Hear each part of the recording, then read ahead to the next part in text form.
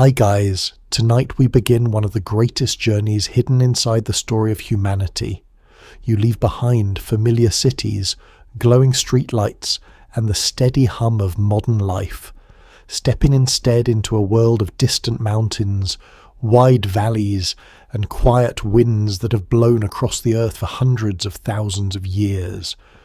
A small fire flickers beneath a rocky shelter, sending thin ribbons of smoke into the cool evening air while unfamiliar stars stretch across a sky untouched by electric light.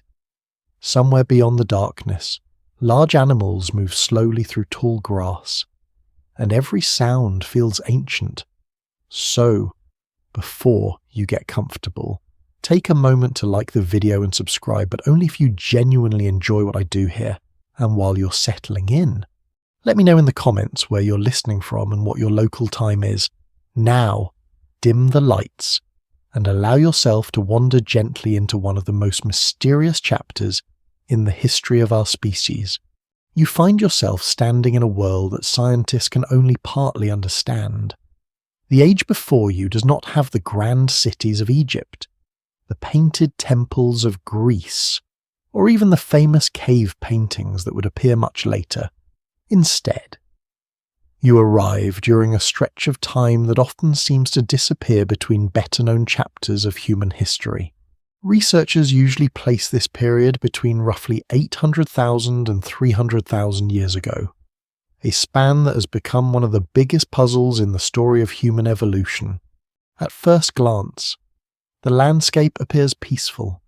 A broad river winds across the valley below, reflecting pale morning light. Small forests gather along its banks while open grasslands reach toward distant hills. The air feels cool against your skin, carrying the smell of damp earth, fresh leaves, and faint wood smoke from a nearby shelter. Birds call from the trees, and somewhere in the distance you hear the low rumble of a herd moving slowly across the plain. Yet this quiet world demands constant attention. Long before farms, roads, or permanent villages, people survive by watching everything around them. The seasons decide where food can be found. Rivers shift their courses. Animals migrate without warning.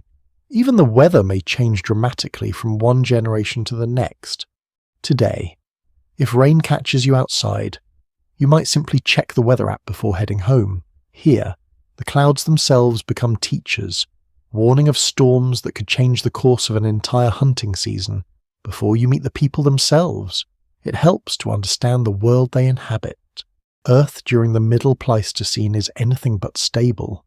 Massive ice sheets slowly expand across parts of the northern hemisphere before retreating again over thousands of years. As glaciers grow, sea levels fall, grasslands replace forests in some places while deserts spread elsewhere. Entire ecosystems shift at a pace that feels slow to the planet, but surprisingly fast to many generations of humans. Every climate change brings new challenges. Groups must learn where fresh water remains during dry years. They memorize safe caves before harsh winters arrive. They observe the movements of animals that know the land even better than they do. Cooperation becomes one of humanity's greatest tools. Stone tools are equally important. You kneel beside a flat rock where someone has been carefully shaping another stone. Sharp flakes scatter across the ground. The edges gleam slightly in the morning light. These tools are not decorative. Every strike serves a purpose. A cutting edge can prepare food, scrape animal hides, shape wooden spears, or carve bone into useful objects. Archaeologists know that stone technology had already become remarkably sophisticated by this time. Different groups developed methods suited to their surroundings, carefully choosing rocks that fractured in predictable ways. Nearby rests a wooden spear, its point hardened over glowing embers from the previous evening's fire. Fire itself has already become a precious companion. Its warmth protects sleeping families during cold nights. Its smoke discourages many curious animals. Cooking softens certain foods and may make them easier to digest. Around its gentle light, knowledge quietly passes from older hands to younger ones. You notice several people wrapped in simple coverings made from carefully prepared animal skins. The clothing is practical rather than elegant. Thick furs shield against cold winds while lighter skins provide comfort during milder weather. Bone awls and stone scrapers lie nearby, showing the patient work required to prepare every hide. Nothing here is wasted. Bones become tools. Wood becomes spears. Animal tendons become cord. Even broken stone flakes may find another purpose. One quirky detail surprises many people today. Archaeologists have found evidence that some early humans collected naturally colourful minerals, such as red ochre, long before large-scale art appeared. Researchers are still exploring exactly why. Perhaps the pigments were practical, perhaps symbolic, or perhaps simply interesting to curious minds. Sometimes a bright red stone may have been valued simply because it looked different from everything else. Curiosity, after all, did not suddenly appear with civilization. It may have quietly accompanied humans for hundreds of thousands of years as you continue walking. You notice footprints pressed into soft mud beside the river. Some belong to adults. Others are much smaller. Children live here too. Their lessons begin almost immediately after they can walk. You watch an older family member patiently demonstrate how to recognize animal tracks. Small fingers trace the outline of a hoof impressed into wet ground. Another child gathers dry sticks suitable for the evening fire. No classrooms exist. Nature provides every lesson. Mistakes carry consequences, but patience carries survival. You may notice that conversations here seem impossible to understand. Exactly what language these people spoke remains unknown. Scholars remain divided on how advanced spoken communication had become during this period. Many researchers believe increasingly complex speech was developing, while others argue that communication relied more heavily on gestures, facial expressions, and familiar sounds than modern language. Whatever form it took, communication clearly worked well enough to organize hunts, share food, protect children, and pass knowledge through generations as the afternoon sun climbs higher. You follow the group toward a limestone shelter overlooking the valley. The cave is not especially deep, but it offers protection from wind and rain. Smoke stains darken parts of the ceiling. Smooth places on the ground suggest people have rested here many times before. Outside, someone chips another stone tool with slow, measured strikes. Inside, an elder carefully tends glowing embers, adding just enough wood to keep the fire alive without wasting precious fuel. Today, starting a new fire can be as simple as pressing a button on a stove. Here, protecting an existing flame may be easier than creating another one from scratch. Every glowing ember carries tomorrow's warmth. As evening approaches, the valley grows quieter. Shadows stretch across the grasslands. A herd of deer moves cautiously toward the river. Birdsong softens. The cool air returns, carrying the comforting scent of smoke mixed with fresh earth. You settle beside the fire, looking out across a landscape that still keeps many of its secrets. Historians, archaeologists, and paleoanthropologists continue examining new evidence from this remarkable period, but many questions remain unanswered. Fossils appear only in scattered places. Ancient camps vanish beneath changing landscapes. Entire generations lived, learned, laughed, and disappeared without leaving more than a few silent clues behind. And yet those clues are enough to remind you that this so-called missing age was never truly empty. It was filled with people adapting, observing, teaching, surviving, and quietly becoming something more familiar with every passing generation. The mystery is not that humans existed here. The mystery is how many different kinds of humans shared this changing world, and how their stories eventually became your own. That quiet question will stay with you as the fire crackles gently beneath the ancient stars. Morning arrives slowly, almost as if the world itself is reluctant to wake. A thin blanket of mist hangs above the valley, softening every hill and tree into gentle shapes. The fire from the night before still glows beneath a layer of grey ash. Someone quietly stirs the embers with a stick, adding a handful of dry twigs gathered yesterday. A faint crackle breaks the silence, followed by the familiar smell of warm smoke drifting into the cool air. You stretch your hands toward the growing warmth while the first birds begin their morning calls. Far across the grassland, a herd of wild horses moves through the dew, their hooves barely disturbing the peaceful rhythm of the landscape. Everything appears calm, yet appearances can be wonderfully misleading. The earth beneath your feet is living through one of its most unpredictable chapters. During the Middle Pleistocene, climate rarely remains the same for very long, over thousands of years. Enormous ice sheets slowly spread across northern lands before retreating once again. Forests advance, then disappear. Rivers carve new paths. Coastlines shift as sea levels rise and fall. No single generation witnesses these dramatic changes from beginning to end. Instead, each family notices only small differences from the stories told by grandparents. A valley once filled with trees gradually becomes open grassland. A familiar stream dries earlier each summer. Winters grow slightly colder than anyone remembers.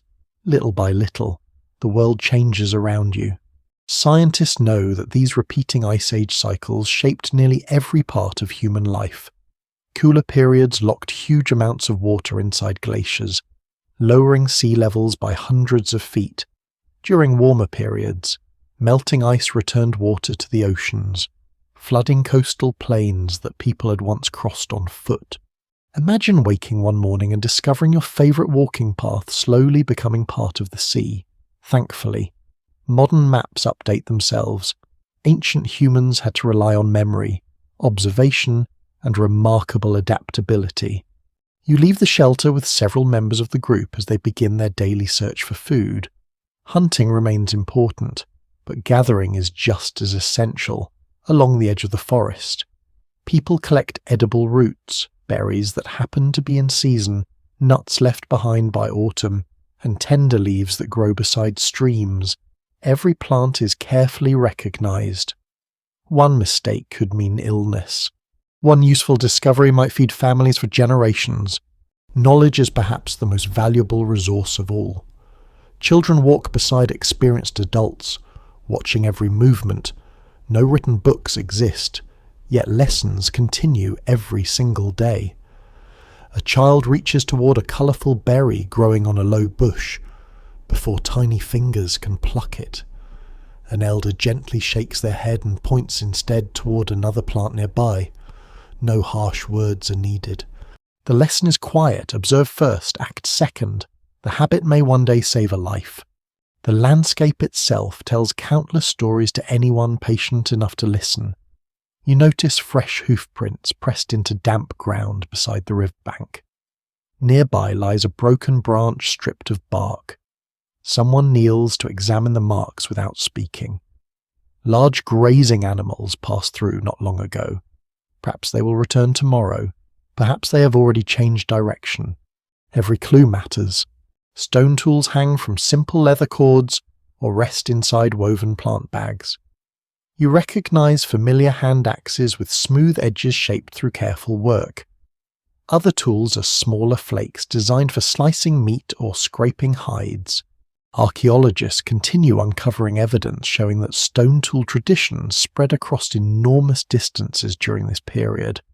Some techniques appear remarkably similar despite being separated by hundreds of miles. Researchers continue to question whether ideas travelled between distant groups or whether different communities simply arrived at similar solutions on their own. Either possibility speaks to the creativity of early humans. As the sun climbs higher, warmth slowly replaces the morning chill. Insects buzz among tall grasses. Small lizards dart across warm stones. Butterflies drift lazily through patches of wildflowers. It would be easy to imagine this world as untouched paradise. It is beautiful, but beauty demands effort.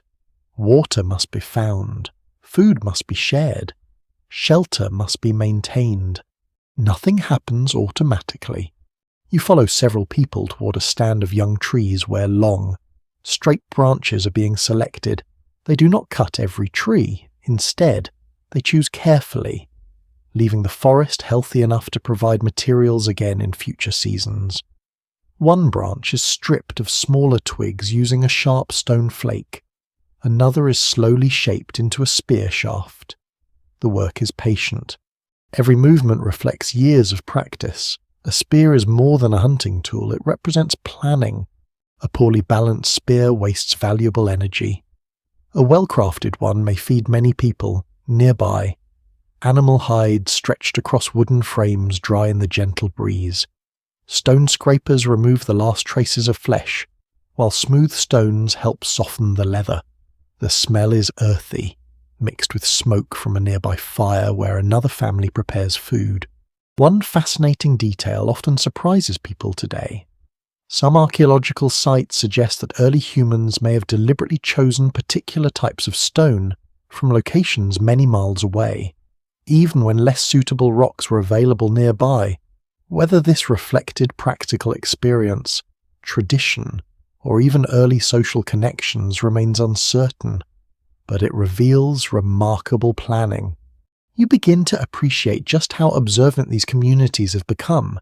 Nothing is random. Every decision reflects countless earlier experiences. Clouds gather during the afternoon. A cool wind sweeps across the valley. The change is subtle, yet everyone notices, without discussion.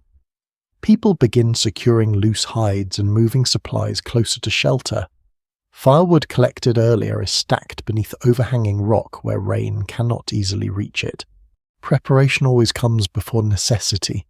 Today, weather forecasts appear instantly on glowing screens. Here, every prediction comes from watching birds, clouds, wind direction, and countless tiny details that modern eyes often overlook. Rain finally arrives. Gentle drops tap against leaves before growing heavier. The scent of wet soil rises into the cool air. Inside the shelter, families sit comfortably around the protected fire while children quietly examine interesting stones collected earlier in the day. An elder picks up one unusually shaped rock. Its surface contains tiny, sparkling crystals. Everyone studies it for a moment. No one speaks. Perhaps they simply admire its beauty. Perhaps they wonder where it came from. Curiosity survives another evening. Outside, rain washes old footprints from the ground, replacing them with fresh patterns that tomorrow's hunters will read like familiar pages in a favorite book. As darkness settles once again, wolves begin calling somewhere beyond the hills. Their distant voices drift across the damp landscape without urgency. The people near the fire pause only briefly before returning to quiet conversations. Food preparation and tool repair. They understand these sounds. The wolves understand them too, most nights. Each prefers to keep a respectful distance. You look upward through the cave entrance. The rain clouds slowly part. Stars appear one by one, brighter than almost anything seen in the modern world. Somewhere beyond those stars, time quietly waits, hundreds of thousands of years from now. Scientists will study scattered bones, worn stone tools, ancient pollen, and layers of frozen ice, patiently rebuilding pieces of this forgotten age. Some historians suggest the repeated climate swings were the greatest force shaping human evolution during this period, while others believe cooperation and growing intelligence mattered even more. The answer may lie somewhere between those ideas. Where changing environments encouraged flexible minds to solve new problems again and again. As the fire settles into glowing embers, you realize that survival here depends on something deeper than strength alone. It depends on remembering, on watching, on sharing, on adapting to a world that never promises to stay the same. The valley grows quiet once more, carrying only the gentle whisper of wind through damp grass and the steady warmth of a fire that will greet another uncertain dawn. The morning air feels a little colder than yesterday. A gentle breeze slips across the valley, carrying the scent of damp moss, river water, and smoke from the night's fire. Tiny drops of dew cling to every blade of grass, sparkling briefly before the rising sun begins to warm the land. You step outside the shelter and notice that the world seems familiar, yet somehow different. That feeling is fitting. The people around you also stand in a world between the familiar and the unknown. Far back in time, one of humanity's most successful ancestors had already spread across enormous parts of Africa, Europe, and Asia today. Scientists call them Homo erectus. They survived for well over 1 million years, mastering fire in many places, crafting reliable stone tools, and adapting to landscapes that range from tropical forests to cool open plains. Now, however, that long chapter is beginning to change. You're walking through an age when descendants of those earlier humans are slowly becoming something new. Not suddenly, not all at once. Evolution rarely works that way. Instead, countless small changes unfold across thousands upon thousands of years. A slightly different skull shape appears in one region. Stronger brow ridges remain in another. Bodies adapt to colder climates or warmer grasslands depending on where families live. Small differences accumulate so gradually that no one living here could ever notice them, only much later.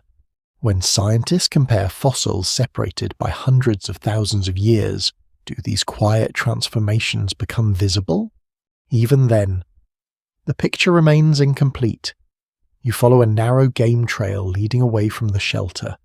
The ground is soft beneath your feet, marked with hoofprints left by deer during the night. Birds flutter between young trees, while squirrels chatter high among branches loaded with early morning sunlight. The forest feels alive. Is also a classroom. Several young members of the group pause beside a fallen log. An older hunter points toward tiny marks pressed into the bark. Sharp claw scratches, not fresh.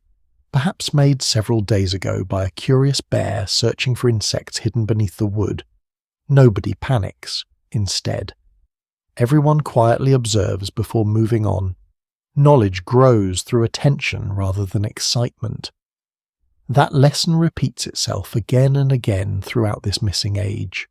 The climate continues shaping every decision. Some years bring abundant rain that fills rivers and encourages forests to spread. Other years become drier, pushing animals toward shrinking water sources. Families adjust their seasonal movements accordingly, never remaining in one place for too long unless conditions remain favourable. Unlike later farming societies, these hunter-gatherers cannot simply plant crops and wait for harvest. The land decides the schedule. You notice how lightly everyone travels. Animal skin bundles contain only essential belongings: stone tools, bone needles, wooden spears, carefully prepared hides. Perhaps a few interesting stones collected along previous journeys. Everything must be carried by hand. Today, many people worry about fitting another suitcase into an airplane's overhead compartment. Here, every extra pound makes the next day's walk a little harder. Simplicity is not a lifestyle choice, it is practical survival. As the group reaches an open meadow, several hunters stop at once, far ahead. Reindeer graze peacefully among patches of tall grass. No one rushes forward. Patience becomes the first hunting tool. The hunters study wind direction by releasing a few dry blades of grass into the air. The tiny strands drift gently away from the animals. Good. Their scent will not easily be detected. This careful observation reflects something archaeologists understand well. Early humans depended far more on planning than raw strength. Large animals could be dangerous, and unnecessary risks threatened the entire community. A successful hunt often began hours before anyone threw a spear, perhaps even days before. While the hunters quietly prepare, others remain behind gathering edible plants, checking small traps for rabbits or birds, and collecting dry wood. Every task matters equally. A community survives because different people contribute different skills. You watch one experienced toolmaker sitting beneath a tree with several carefully selected stones spread across a piece of leather. His hands move slowly, tap, pause, turn the stone, tap again.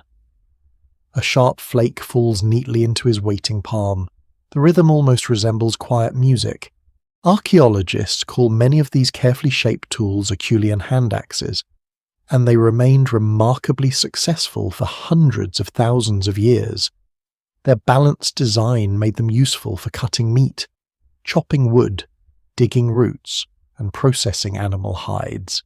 If one tool could be called the multi-tool of prehistory, this would be an excellent candidate.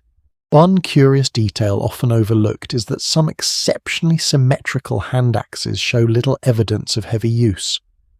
Researchers continue examining whether these beautifully crafted pieces served practical purposes, acted as teaching examples, or perhaps even reflected pride in skilled craftsmanship, even during deep prehistory. People may have appreciated making something well. As afternoon approaches, clouds drift slowly overhead, casting broad shadows across the valley. The hunting party returns. Their pace is calm, no cheering follows. Success here is greeted with quiet gratitude rather than celebration. A young deer has been brought back. Immediately, work begins. Stone blades carefully separate meat from bone. Useful tendons are saved for binding spear points. The hide will later become clothing or bedding.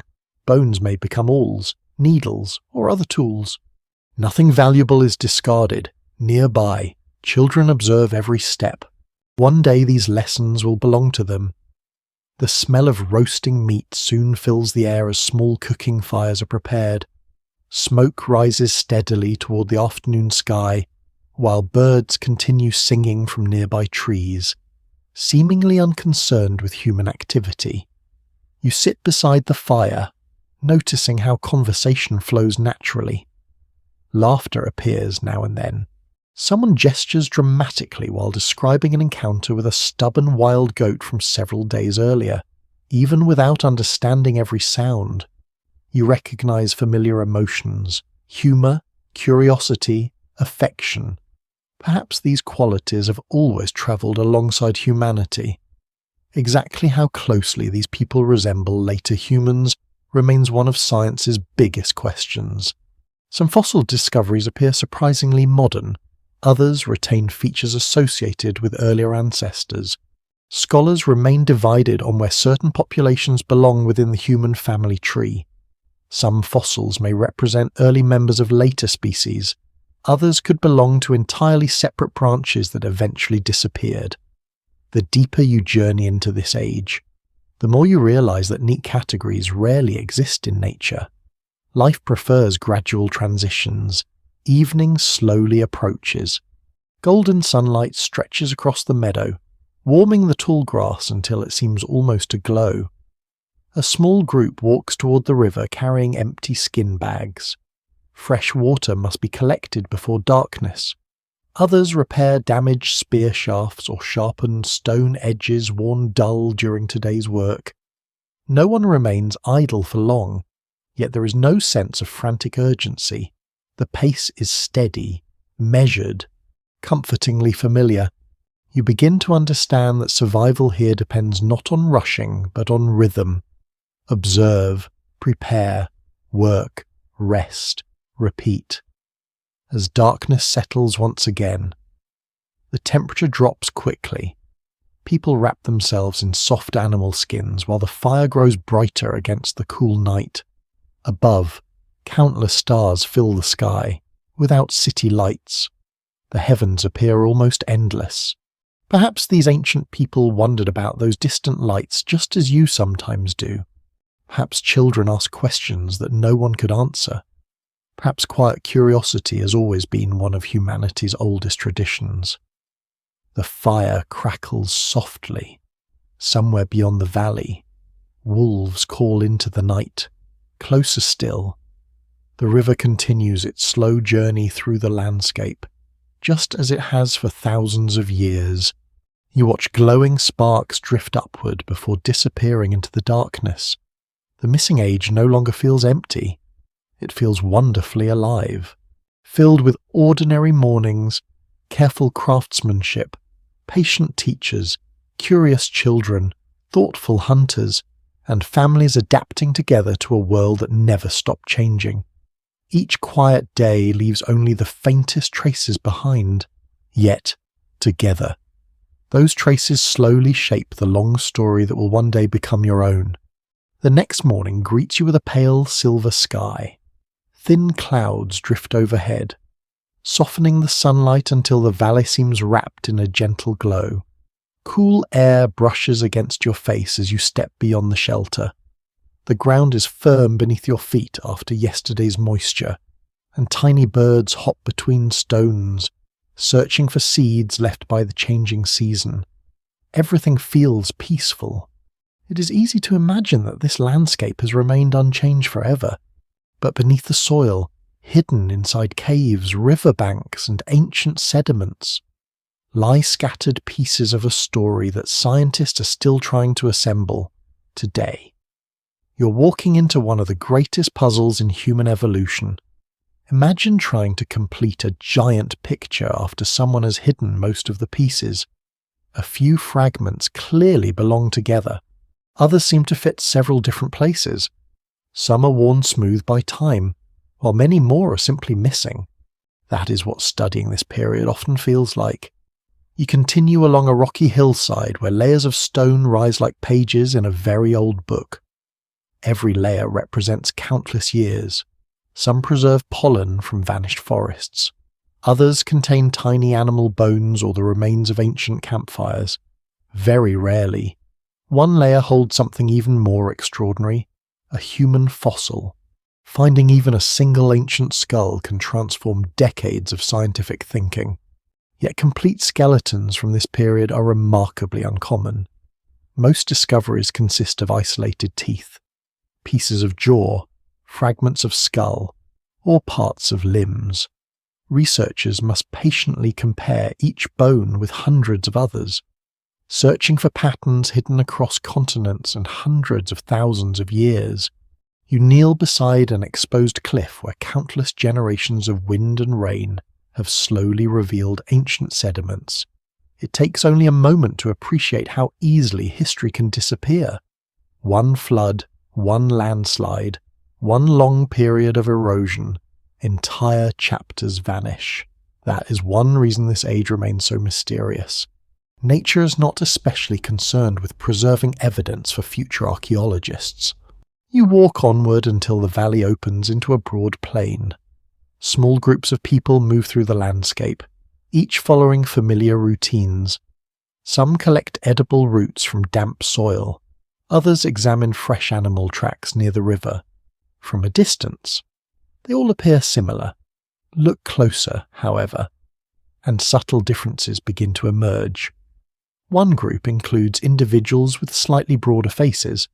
Another appears taller, some have heavier brows, others seem a little more lightly built. No one notices these gradual differences because they have always lived among them. Modern scientists, however, notice every detail: measurements of skull thickness, the angle of a forehead, the size of teeth, the shape of cheekbones. Each feature becomes another clue, yet clues do not always agree with one another. Some fossils resemble earlier humans, others seem surprisingly close to later species. Still others combine characteristics that refuse to fit neatly into familiar categories. Researchers have given names to some of these discoveries, but naming them does not always solve the mystery. In fact, it sometimes creates new questions. Were these separate species, regional populations, different stages of one slowly changing lineage? Scholars remain divided on exactly how many human groups existed during this missing age. You imagine future scientists gathered around museum tables, carefully turning ancient bones beneath bright laboratory lights. Every scratch is examined, every measurement recorded, every conclusion tested again and again. The work requires remarkable patience. Much like the patient hunters you've already met, Nature rewards careful observation.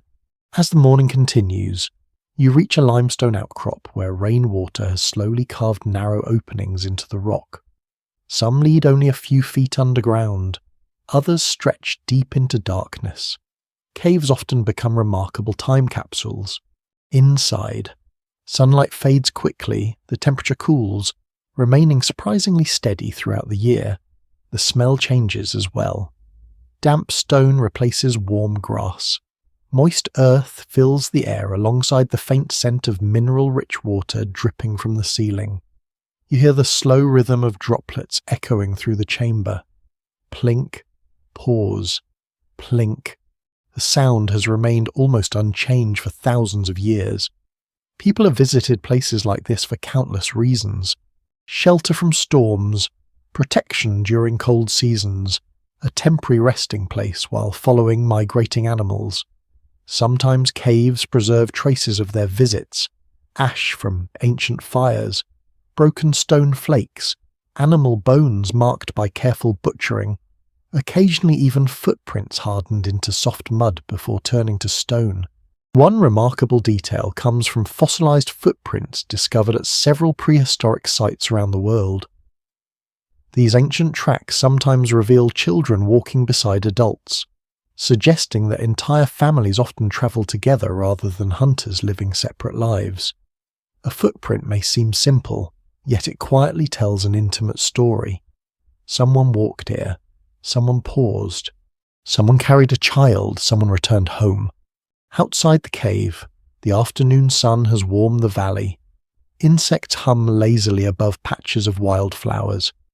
A gentle breeze carries the scent of pine from nearby forests. You find a group repairing tools beneath the shade of several large trees. A young apprentice studies an experienced craftsperson with complete attention. No written instructions exist. Learning happens through watching. The older craftsperson demonstrates exactly where to strike the stone, not too hard, not too soft.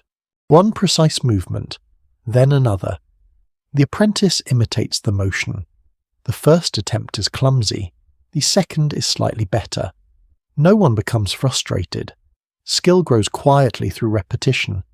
Today we often expect instant results after watching a short online tutorial.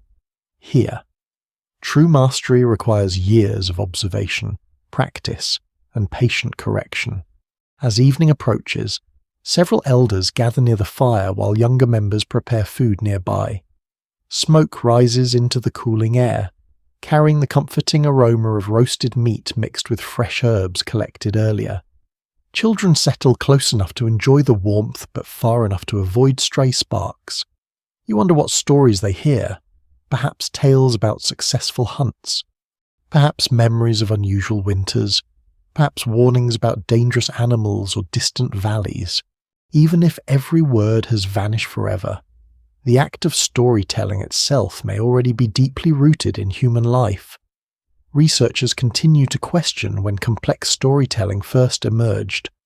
While direct evidence is impossible to recover, many scientists believe that sharing experiences and practical knowledge would have greatly strengthened cooperation within these communities. The fire glows brighter as darkness spreads across the valley. Faces become soft silhouettes against the flickering light. Beyond the shelter, the night belongs to other creatures. Owls call quietly from the trees. A fox slips silently through tall grass, far away. The steady movement of grazing animals continues beneath the stars. You look upward once more. The same constellations shine overhead that countless generations have watched before you. Perhaps not with the same names, perhaps not with the same meanings, but certainly with the same quiet sense of wonder. The missing age remains difficult to explain because its evidence is scattered across immense distances and extraordinary spans of time. Each fossil adds another sentence. Each stone tool contributes another paragraph. Each ancient campsite offers another page. Yet the complete book still waits to be discovered. Until then, you continue walking gently through its unfinished chapters, listening to the whisper of wind across the valley and the soft crackle of a fire that has illuminated human faces for far longer than history itself has been written. The first hint of dawn arrives as a faint blue glow beyond the eastern hills. Night has not fully released its hold, and the stars still linger above the valley, though their light grows softer with every passing minute. The fire at the entrance of the shelter has burned low, leaving a bed of glowing coals beneath a blanket of pale ash. Someone rises quietly, adding a few dry branches gathered the day before.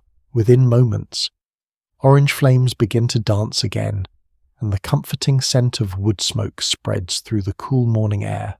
You sit close enough to feel the gentle warmth against your hands, outside. The wind carries the sharp smell of wet stone and distant pine trees. Somewhere beyond the shelter, a raven calls into the silence. A few moments later, another answers from farther away.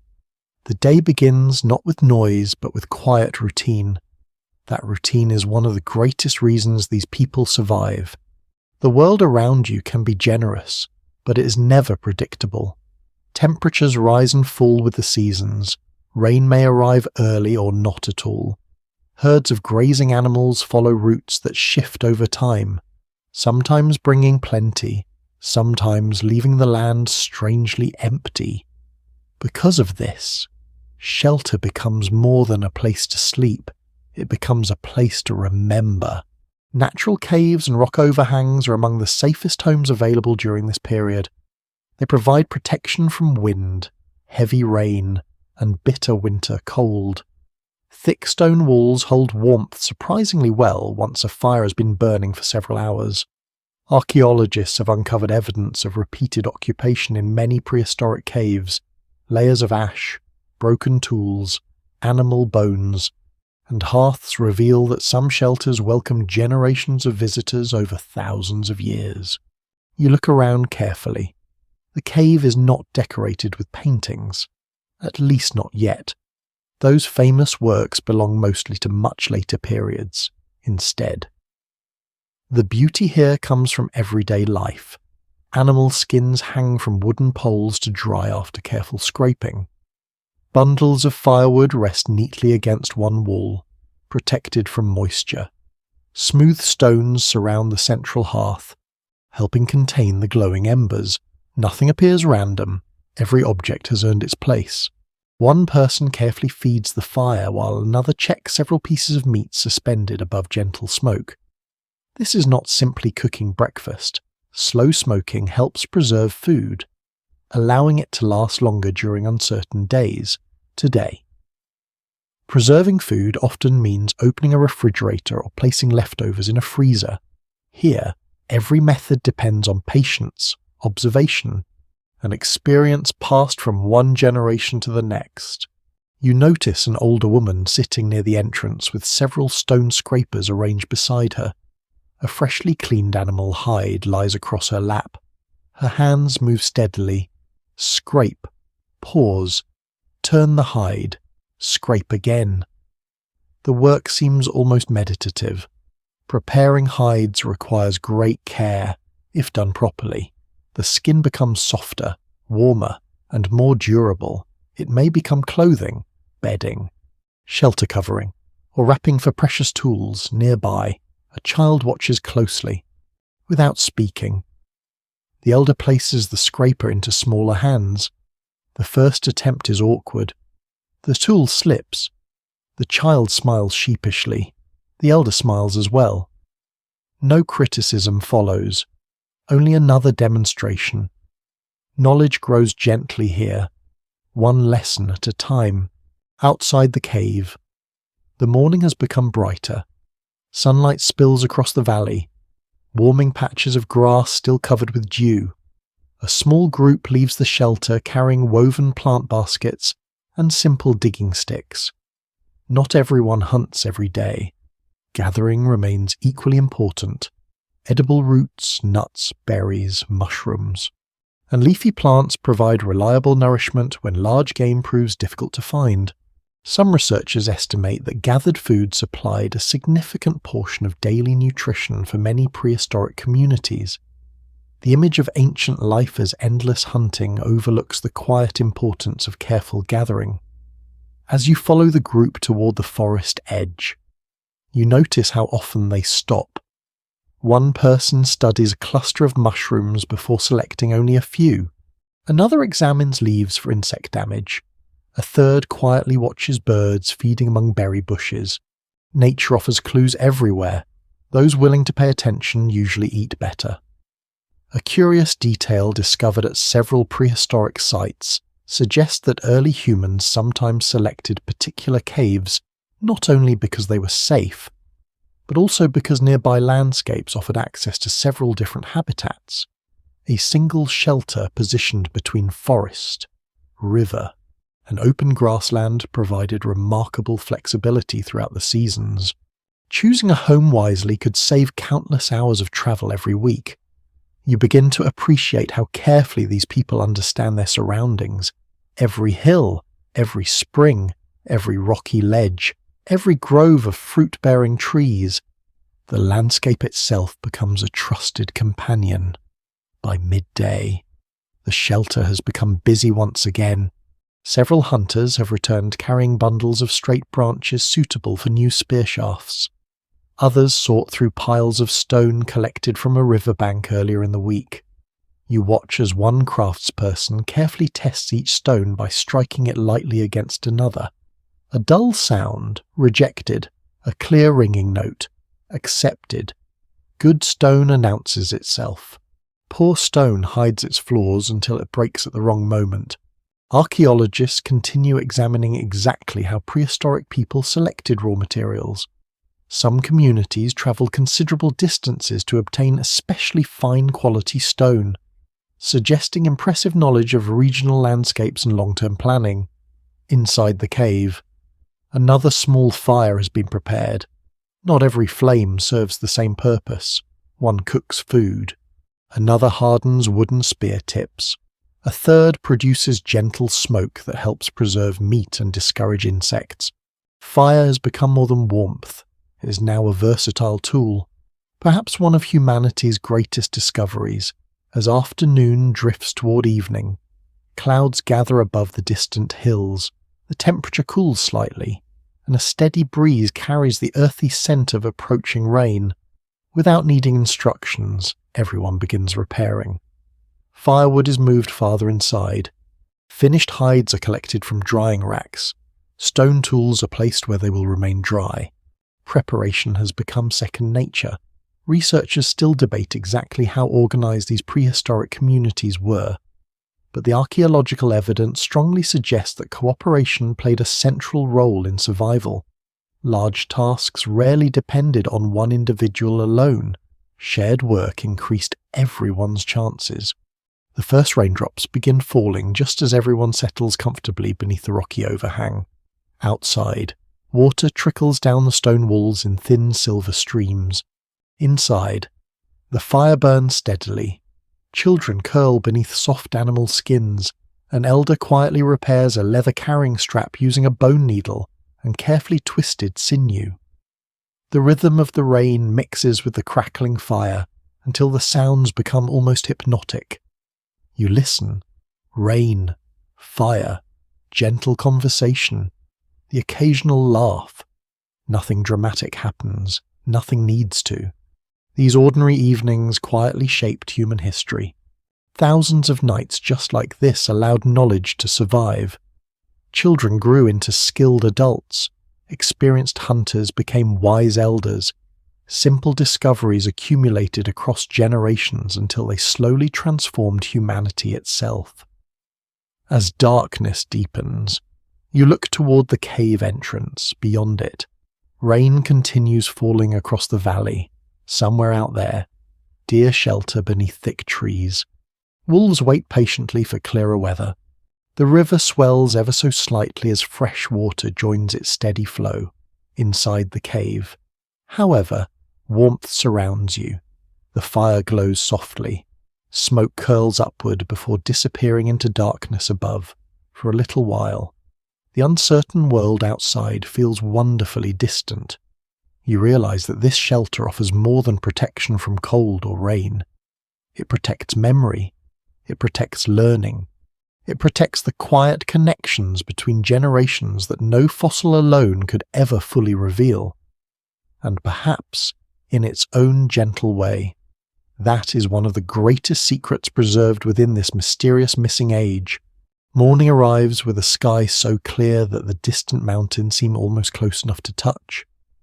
A cool breeze glides across the valley, stirring the tops of tall grasses until they ripple like gentle waves across a green sea. The fire outside the shelter has already been fed with fresh wood, and the scent of smoke mingles with damp earth left behind by last night's rain. You step onto the soft ground, noticing that the world feels freshly washed. Tiny droplets cling to spiderwebs stretched between shrubs, sparkling for only a few moments before the rising sun begins to warm the valley.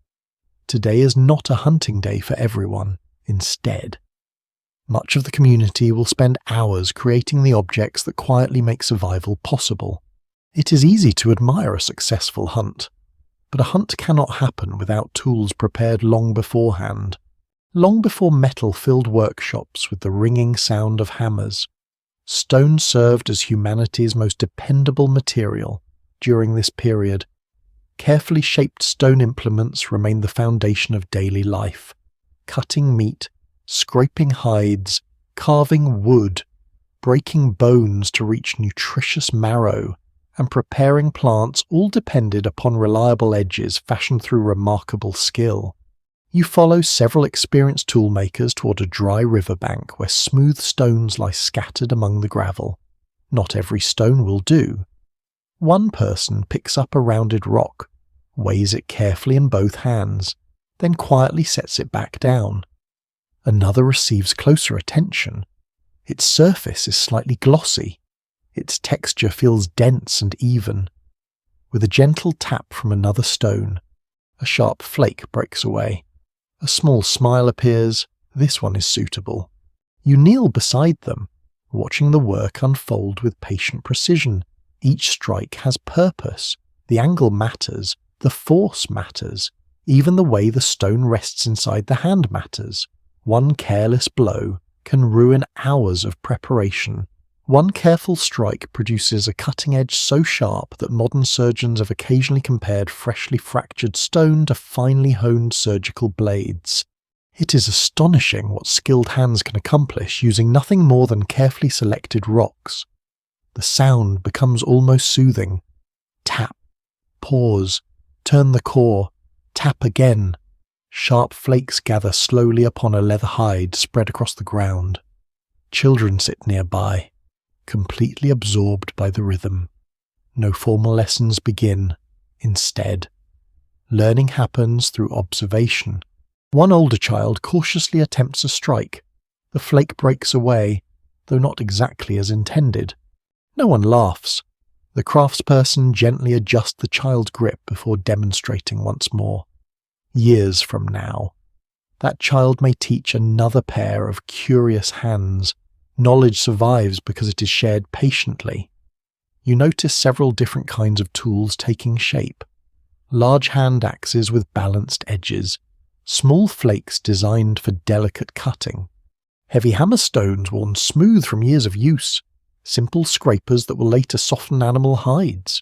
Each tool serves its own quiet purpose. Archaeological evidence shows that these stone technologies remained remarkably consistent across many generations. Their success came not from constant invention, but from dependable design. A well-made hand axe could perform dozens of different tasks, making it one of humanity's longest-lasting technological achievements. Yet similarities do not tell the whole story. As you continue watching, you begin to notice subtle differences between the tools produced here and those found in distant regions. Some are broader, others are thinner. Certain cutting edges appear especially refined. Elsewhere, heavier forms dominate. The fossil record does not yet provide a definitive answer as to why these differences developed. Some researchers believe they reflect local traditions passed through generations, while others suggest they simply reflect the kinds of stone available in different landscapes. Perhaps both ideas contain part of the truth. Human creativity often grows within the limits set by nature. The morning passes peacefully. Sunlight climbs higher above the valley, birdsong fills the air. Nearby, several people split long branches into straight shafts for future spears. One person slowly rotates a spear over glowing coals. The gentle heat hardens the wood without burning it. The process requires careful attention. Too little heat changes nothing. Too much weakens the wood. The scent of warm timber drifts through the air. Today we might purchase outdoor equipment carefully engineered in a factory. Here, every hunting tool depends entirely upon experience, gathered through years of careful observation. A small discovery often overlooked by many people comes from microscopic studies of ancient stone tools. Tiny scratches left behind on their cutting edges reveal what they were used for.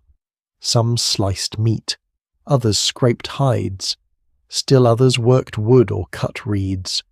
These nearly invisible marks allow modern scientists to reconstruct everyday activities that disappeared hundreds of thousands of years ago. It is rather remarkable. Even the smallest scratch can become a storyteller.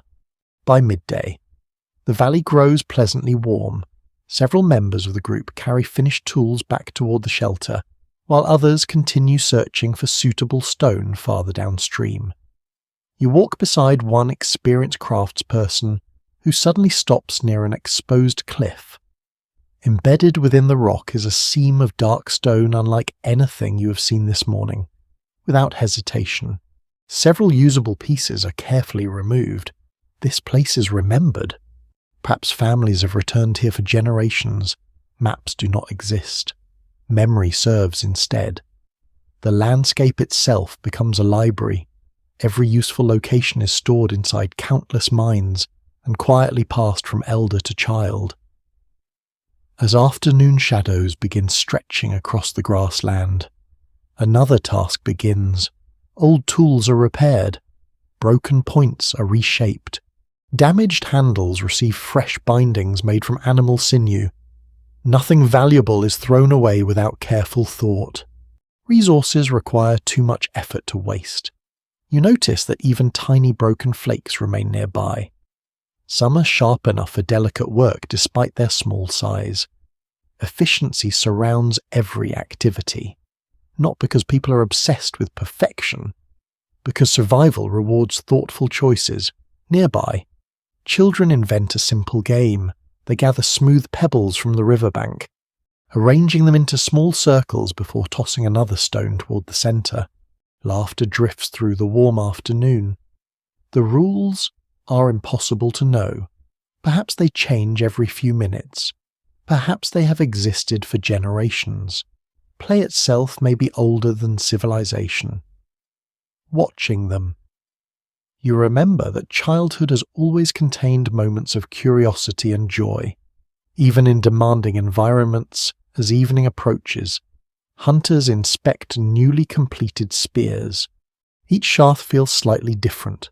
Some balance perfectly. Others require another careful adjustment. Nobody seems rushed. Good craftsmanship refuses to hurry. Current evidence points in several possible directions regarding how knowledge of toolmaking spread across ancient human populations. Some experts envision neighboring groups exchanging ideas whenever seasonal movements brought them together. Others think many communities independently refined similar techniques after facing the same practical challenges. Either possibility reminds you of something comforting. Human beings have always learned, sometimes from one another, sometimes from the land itself. The air cools once more as sunset paints the western sky with soft shades of amber and rose. The day's work gradually comes to an end. Finished tools are arranged neatly inside the shelter. Wooden spears rest against the cave wall. Stone flakes are sorted by size for future use. The evening meal cooks slowly above glowing embers, filling the cave with the rich aroma of roasted meat and edible roots gathered earlier in the day. Outside, the valley settles into quiet. Wild horses graze in the fading light.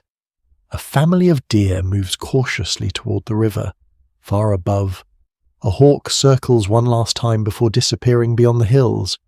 You sit beside the fire, turning one carefully crafted hand axe in your hands. Its surface is smooth where countless fingers have held it. Its edge remains astonishingly sharp. Simple, reliable, beautiful in its own practical way. You realize that these tools represent something greater than survival. They reveal planning, patience, teaching, memory. Each carefully shaped stone carries invisible traces of the people who made it and of the generations who slowly improved the craft. The missing age begins to feel a little less mysterious, not because every question has been answered, but because, sitting beside this quiet fire beneath an endless sky, you can almost hear the steady rhythm of human knowledge passing gently from one pair of hands to the next. The morning begins with a thin veil of fog resting over the valley. It drifts slowly above the grass, hiding the feet of grazing animals while leaving their backs visible like small islands in a pale sea. The air feels cool enough that every breath carries a faint trace of moisture. Behind you, the fire at the shelter has been carefully banked with ash, preserving enough heat that it can be awakened later without starting from nothing. You leave the cave quietly alongside a small hunting party. No one speaks much. There is no need. Each person already knows today's task. The valley stretches wide before you, bordered by rolling hills that fade into blue silhouettes on the horizon. Beyond them lie other valleys, other rivers, and perhaps other groups of humans living lives remarkably similar to this one. The people walking beside you have no maps. Instead, they carry something just as valuable: memory. Every bend in the river, every spring that continues flowing during dry seasons, every narrow crossing where animals prefer to pass, every sheltered place where cold winds lose their strength. The land has become part of them. As the fog begins to lift, fresh tracks appear in the damp ground, several pairs of hoof prints, large, deep, still sharply defined. One hunter kneels, placing a hand beside them without touching the prints themselves. The soil is still moist around the edges. The herd cannot be far away. You continue uphill at a steady pace. Nobody hurries. Large animals notice rushed movement long before people realize they have been seen. Patience is as important as strength. The people of this age depended heavily on understanding animal behavior. Hunting was rarely a matter of chasing prey across open ground. Success usually came from predicting where animals would travel, where they would stop to drink, and how wind, terrain, and weather influenced their movements. You soon reach a rocky overlook. Below, a broad meadow opens beneath the morning sun. A herd of wild horses grazes peacefully near the edge of the river. Foals remain close to their mothers. Older animals raise their heads every few moments, watching the surrounding hills. Their caution has been earned. These animals share the landscape with the wolves, large cats, and human hunters. Life teaches everyone to remain alert. The hunting party settles quietly among scattered rocks. One person studies the wind again. Another watches the horses through a narrow gap between two boulders. No signal is given, no dramatic plan is announced. Each person simply waits. Waiting may be the least celebrated survival skill, yet it often proves the most valuable today. Many of us become impatient if a web page takes more than a few seconds to load. Here, an entire morning may pass before the right opportunity appears. Time itself feels different. The sun climbs higher, shadows shorten. The horses slowly begin moving toward a narrow strip of land between the river and a rocky slope. The hunters exchange brief glances. This is the place they expected. The landscape has quietly done part of the work. You notice something remarkable. Nobody attempts to surround the herd. That would be dangerous and almost certainly unsuccessful. Instead, attention focuses on one younger horse that has drifted slightly apart from the others. Every decision aims to reduce risk. In prehistoric communities, an injury to even one experienced hunter could affect everyone. Food gathering, shelter building, and protecting children all depended upon healthy members contributing their skills. Careful planning was often far more important than the bold action. The moment arrives. The hunters move with surprising calm. They do not sprint wildly across the meadow. They advance steadily, encouraging the chosen animal toward the rocky passage. A spear flies, then another. The entire event lasts only moments. Soon the valley becomes quiet again. The rest of the herd disappears into the distance, their hooves fading into the rhythm of the wind. There is no celebration, only gratitude. The hunters approach carefully, making certain the animal no longer suffers before beginning their work. You step back respectfully. The process is deliberate. Stone blades separate meat with practiced precision. Bones are preserved. The hide is removed carefully. Nothing useful will remain behind. Even the stomach may provide valuable materials. Every part has purpose. One unexpected clue about ancient hunting comes from broken spear points found embedded in the bones of prehistoric animals. These discoveries reveal not only what people hunted, but also how close they sometimes needed to be. Hunting demanded courage, yet it also rewarded careful coordination more than reckless bravery. As the work continues, several people collect long branches to fashion carrying poles. The journey home will be slow. Sharing the weight allows everyone to conserve energy. You begin walking back through the valley. The afternoon sunlight warms the open grassland, releasing the pleasant scent of wild herbs crushed beneath countless animal hooves. Bees drift lazily among late blooming flowers, while small birds search the freshly disturbed ground for insects. The landscape seems almost unaware of what has happened. Life continues. That quiet balance defines this world. Predators hunt. Prey remains watchful. Seasons change. Generations come and go. Nothing stands outside nature. Halfway home. The group pauses beside a shallow stream. Fresh water cools tired hands. Stone tools are rinsed before being wrapped again in leather. One younger member studies the reflection in the moving water for a few moments, perhaps simply resting, perhaps thinking. Moments of stillness existed long before history recorded them. As you continue walking, you notice another set of tracks crossing the muddy bank. These are different, broader, rounder. A large bear passed through not long ago. The group quietly changes direction. There is no need to test their luck today. Good judgment often leaves no dramatic story behind. It simply allows another peaceful evening to arrive. Back at the shelter, everyone immediately begins helping. Some prepare the fire, others hang strips of meat where gentle smoke will preserve them.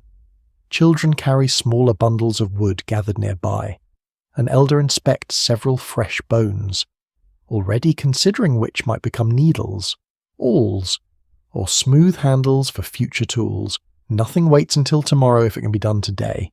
The archaeological record shows that prehistoric camps often contain concentrated areas where butchering, tool-making, and food preparation repeatedly occurred. These patterns suggest that daily activities were organized in practical ways, even without permanent buildings or written plans. You watch as the evening meal slowly cooks. The rich aroma fills the shelter. Nearby, someone quietly repairs a worn leather strap while another smooths a new spear shaft with careful strokes of a stone scraper. The day's hunt is already becoming tomorrow's preparation. No effort stands alone. Everything connects. Outside, golden light settles across the valley. Wild deer emerge cautiously from the forest, far away. The surviving horses graze once more, returning to their familiar routines as though the morning had been only a brief interruption. Perhaps this has always been the rhythm of the natural world. Loss followed by renewal, movement followed by rest. The fire grows brighter as darkness returns.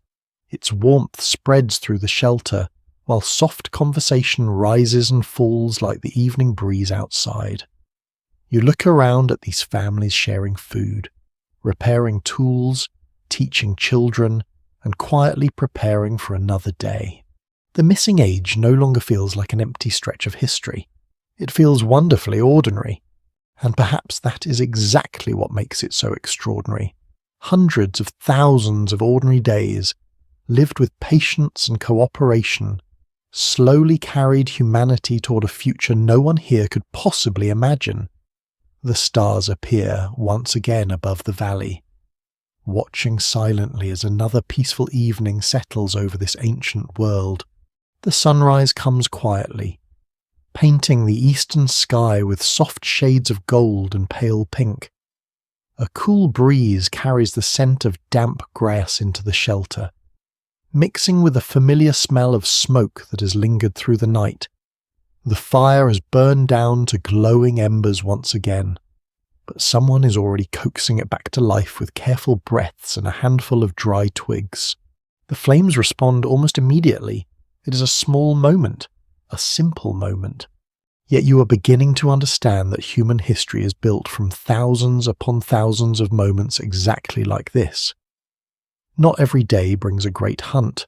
Not every season demands a dangerous journey. Many days are quieter. Many are spent caring rather than conquering. You step outside into the cool morning air. The valley feels unusually still. Thin clouds drift overhead, casting slow-moving shadows across the open grassland. A pair of deer lift their heads near the river before returning to graze, apparently satisfied that nothing nearby poses a threat. Today's work begins close to home. Several adults gather woven baskets and digging sticks before heading toward the edge of the woodland. Others remain near the shelter to repair clothing, prepare food, or watch over the youngest children. It quickly becomes clear that survival depends on far more than hunting. Every person has a role. Some roles simply leave fewer traces for archaeologists to uncover. You walk beside a small group searching for edible plants. They move slowly, stopping often to inspect the ground. One person gently brushes aside fallen leaves to reveal several thick roots hidden beneath the soil. Another carefully gathers clusters of nuts that have escaped the attention of squirrels. Nothing is collected carelessly, only mature plants are taken. Some are left untouched to continue growing. The landscape is treated less like an endless supply of resources, and more like a trusted companion that must continue providing season after season. This careful relationship with nature helped many hunter-gatherer communities survive for generations, without exhausting the places they depended upon. The forest itself seems eager to reward patient observation. Birdsong echoes from high branches, fresh moss cushions, fallen logs. The air smells of pine needles, damp bark, and rich soil warmed by the rising sun. You pause beside a narrow stream where several children have gathered smooth stones from the water. At first glance, they appear to be playing, and they are, but they are also learning. One child notices tiny fish darting between submerged rocks. Another points toward animal tracks impressed into the muddy bank. An older sibling explains which prints belong to deer and which belong to wild boar. No lesson has been announced. No teacher stands before a class. Learning simply unfolds as part of everyday life. Children in prehistoric communities likely acquired survival skills gradually through observation, imitation, and participation in daily tasks.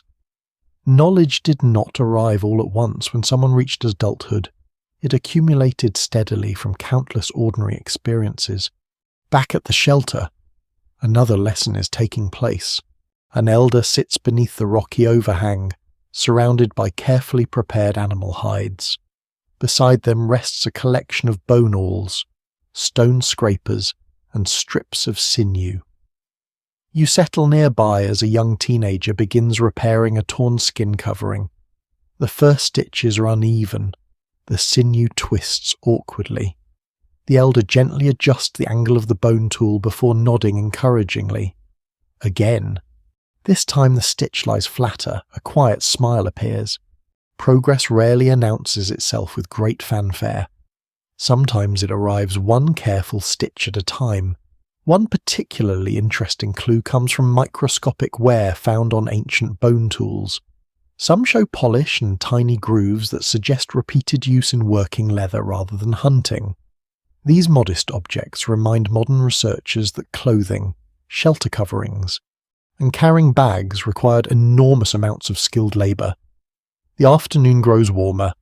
Children chase one another through patches of tall grass before eventually collapsing into laughter beneath the shade of a broad tree.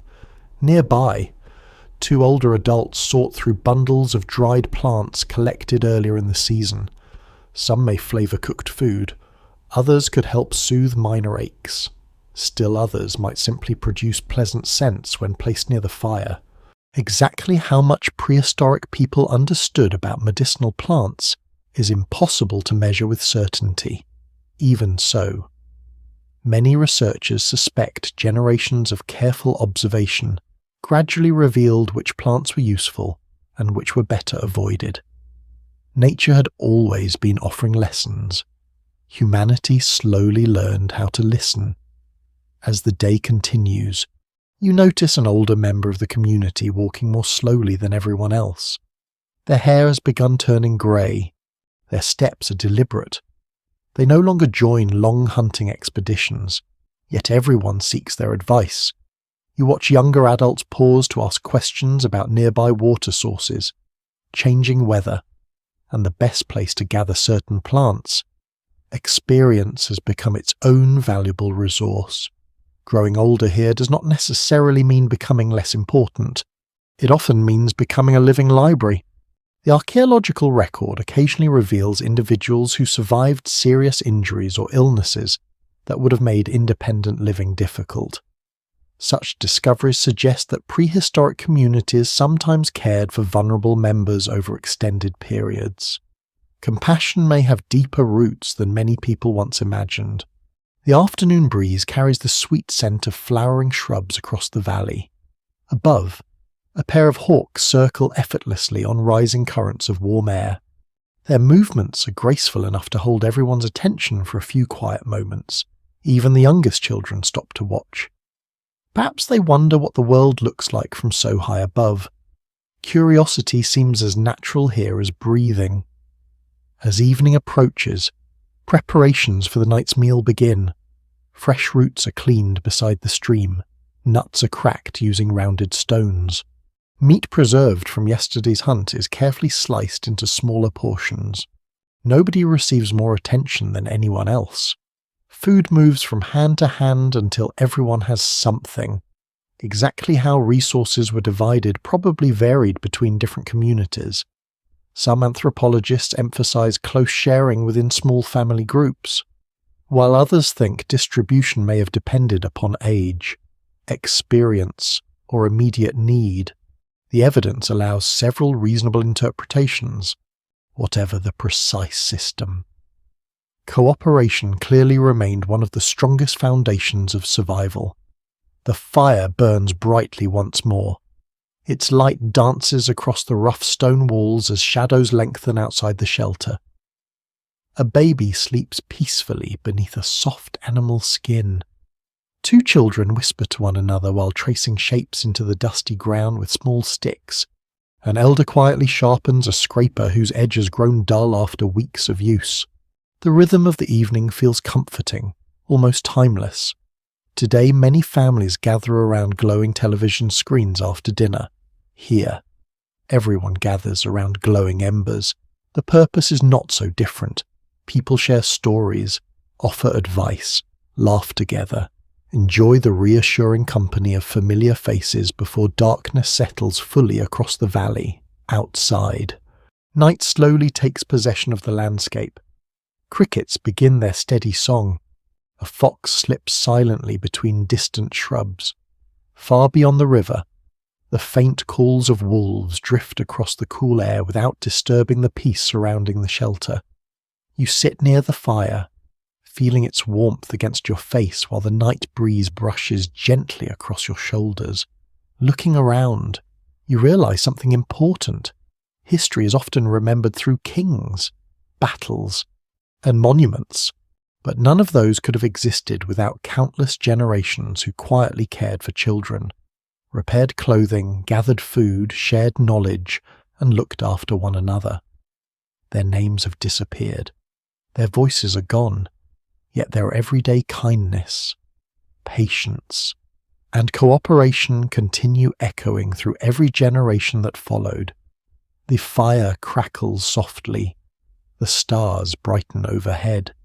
Another ordinary day draws to a peaceful close, carrying with it the quiet strength that helped humanity endure through one of its most mysterious ages. Morning arrives beneath a sky filled with slow-moving clouds. Their shadows drift across the broad landscape, passing over rivers, patches of woodland, and stretches of open grass that seem to continue forever. The air is pleasantly cool, carrying the earthy smell of damp soil after a light rain during the night. Somewhere nearby, a woodpecker taps steadily against the trunk of an old tree, while insects begin their quiet work among the wildflowers. You leave the shelter before the sun has fully climbed above the hills. Today's journey will carry you much farther than the valley you have come to know, without taking a single hurried step. You begin travelling across an entire continent. Africa during this distant age is anything but uniform. It is a vast collection of different environments, each changing as the climate shifts over thousands of years. Dense forests cover some regions. Elsewhere, open savannas stretch toward the horizon. Rivers swell during wet periods and shrink during dry ones. Great lakes expand, then slowly retreat. Deserts advance before giving way once again to greener landscapes. To someone living here, the continent never feels like one place. It feels like many different worlds connected by time, weather, and migration. You imagine standing on a rocky hillside overlooking an endless plain. In the distance, elephants move steadily through tall grass.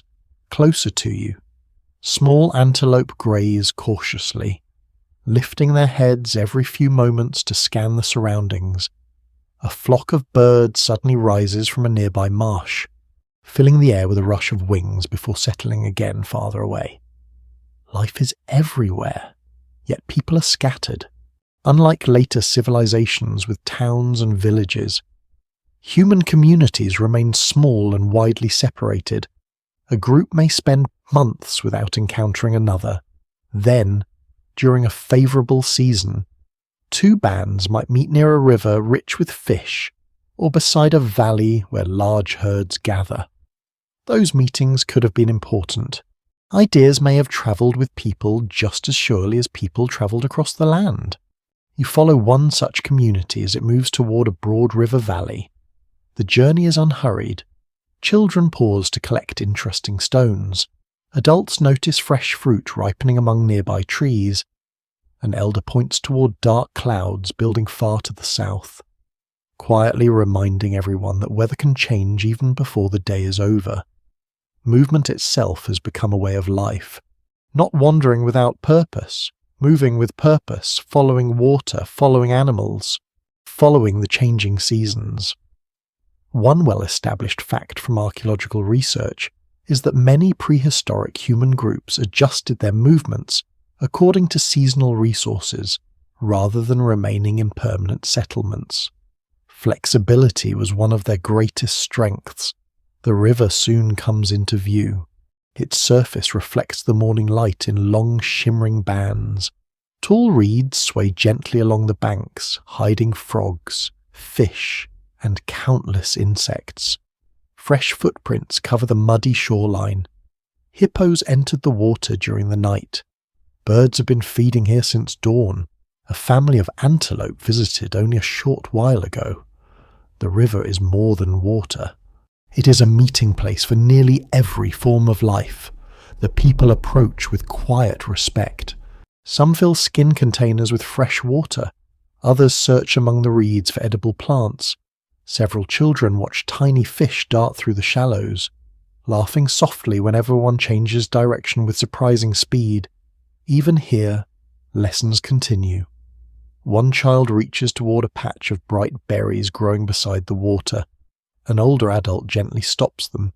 Instead of simply saying no, they point toward another shrub farther away, explaining through gesture and demonstration which fruits are safe.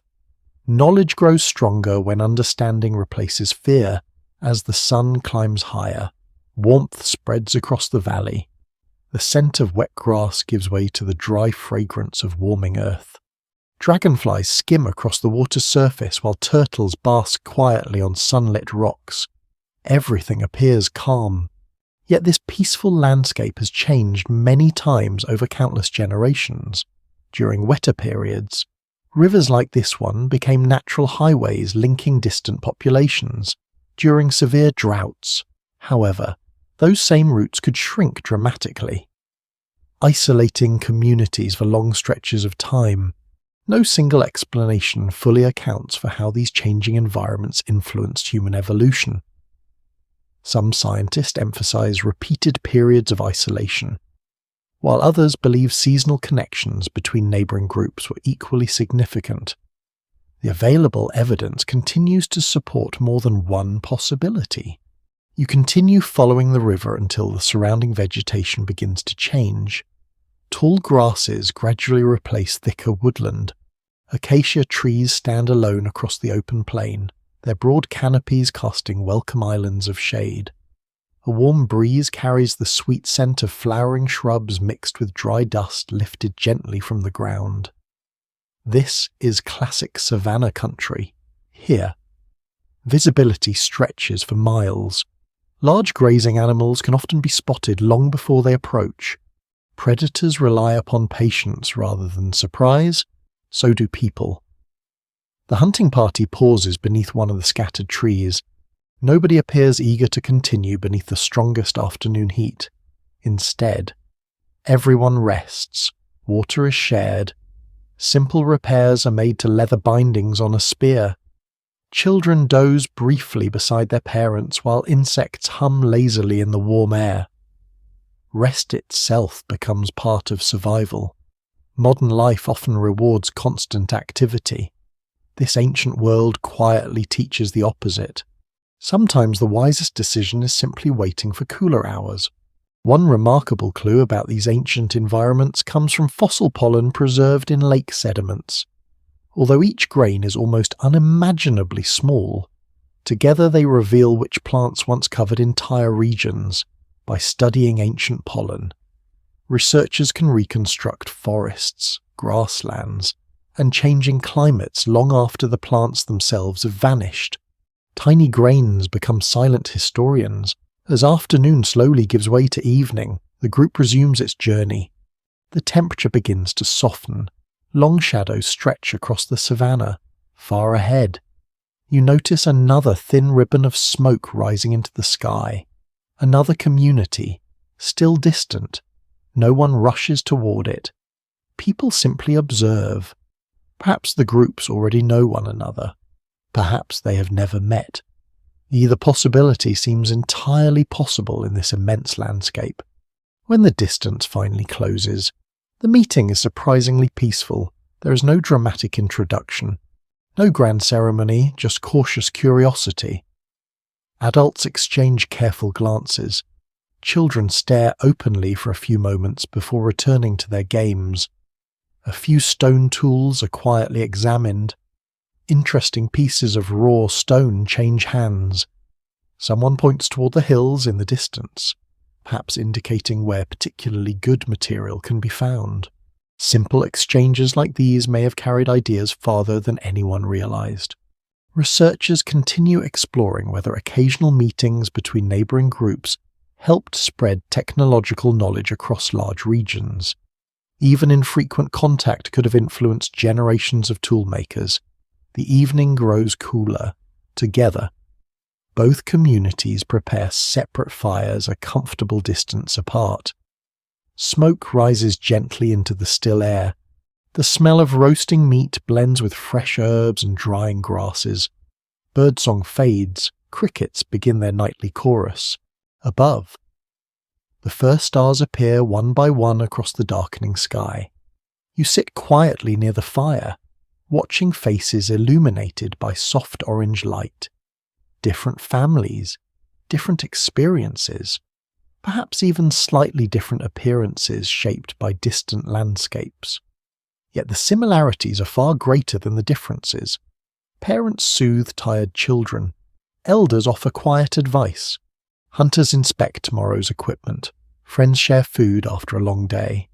The missing age is beginning to reveal itself not as a blank space in history, but as a network of lives connected by rivers, seasons, memories, and the endless movement of people learning how to thrive across an ever-changing continent. The fire crackles gently beside you.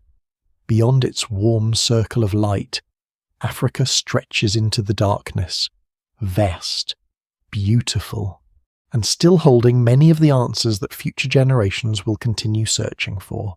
The morning greets you with a sharp breath of cold air when you step beyond the shelter. The change is impossible to ignore. The breeze carries a crisp edge that was absent in the warmer valleys you explored before.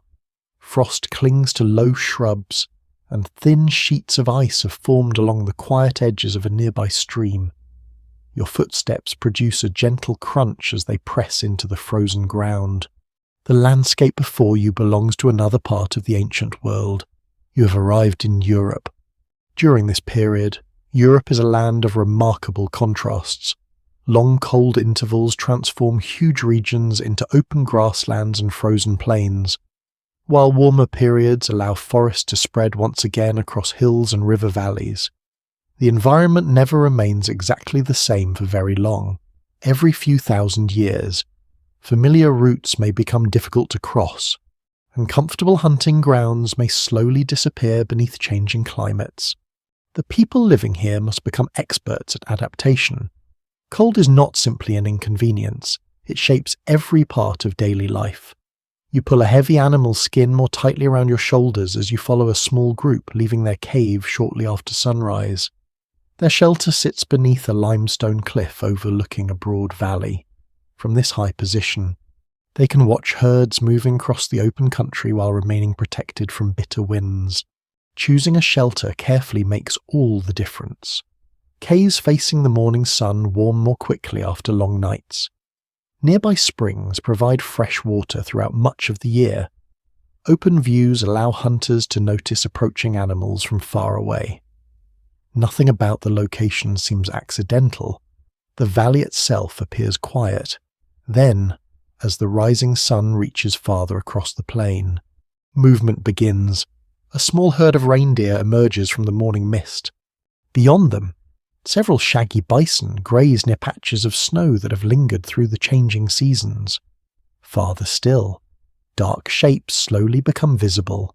Woolly mammoths. They move with extraordinary calm, using their long trunks to brush away snow in search of buried grasses. You stop for a moment simply to watch them. Their size is astonishing, even from a distance. They command the landscape without appearing hurried. People living here understand these animals well, not because they dominate them, because they observe them. The arrival and departure of large herds help determine when communities move from one valley to another. Animals provide food, hides, bones, and valuable knowledge about seasonal changes. Watching wildlife is almost like reading the calendar. Archaeological discoveries from Ice Age Europe show that many communities hunted a variety of large mammals, including reindeer, horses, bison, and occasionally mammoths. Different regions offered different opportunities, and successful hunters adjusted their strategies accordingly. The group continues downhill toward a narrow pass where the valley gently narrows between rocky slopes. One hunter pauses beside a patch of frozen mud. Fresh tracks, large hoof prints. The edges remain crisp. The animals cannot be very far ahead. No words are exchanged. Everyone already understands. The wind remains favourable. The hunt may continue. You notice something else. These people appear physically different from the communities you met farther south. Their bodies seem broad and powerfully built. Their arms are strong. Their faces show pronounced brows and wide noses. These features may have helped conserve heat in colder environments, though the full story is more complicated than any single explanation. As scientists uncovered fossils across Europe, they realized that many populations living during this period gradually developed characteristics associated with the Neanderthals. Exactly when that transformation began, however, remains difficult to define. Evolution rarely announces clear beginnings. It unfolds through countless generations. The available fossils reveal gradual changes rather than sudden replacements, making it challenging to identify where one population ends and another begins. You continue following the hunters through knee-high grass dusted with frost. Every sound seems sharper in the cold air. The distant call of a raven, the rustle of dry reeds beside a stream, the soft scrape of leather boots moving across frozen soil. Even breathing becomes part of the landscape. Clouds of warm air drift from every mouth before disappearing into the morning light. Today, if the temperature drops, we simply add another layer of clothing or turn up the heat indoors. Here, warmth depends entirely upon preparation. Every hide must be carefully cleaned, every seam securely stitched, every fire protected, every piece of fuel collected before winter storms arrive. One overlooked discovery from several European cave sites involves tiny fragments of charcoal mixed with layers of ash. By studying these remains, researchers can identify the kinds of wood people preferred for different purposes. Some woods burned hotter, others produced longer-lasting coals. Even fuel selection reflected careful environmental knowledge. The hunting party eventually reaches the edge of the valley below. The reindeer herd has slowed near a frozen stream. The hunters spread out slightly, not enough to lose sight of one another, just enough to improve their chances. The approach is deliberate, no wasted movement, no excitement, only concentration. The moment passes almost silently. Several spears fly. The herd scatters across the snowy plain. Soon the valley grows quiet once more. The successful hunters give thanks in the only way they know. By using every useful part of the animal, meat will nourish families. Hide will become warm clothing. Bones may provide tools. Antlers can be shaped into sturdy implements. Nothing valuable is abandoned without reason. The return journey feels peaceful. The low winter sun hangs above the horizon, casting long blue shadows across the snow-covered ground.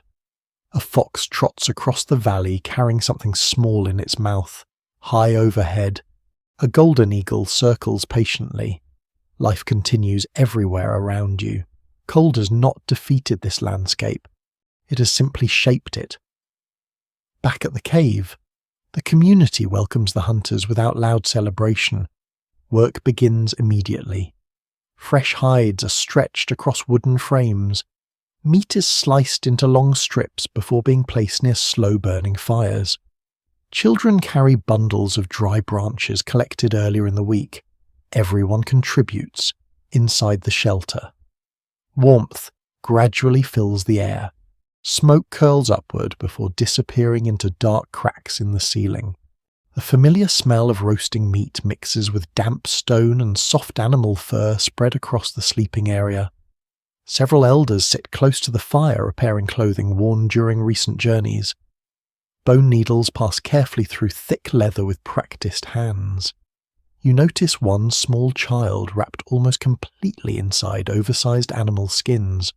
Only curious eyes peeking out toward the glowing flames. The sight makes you smile.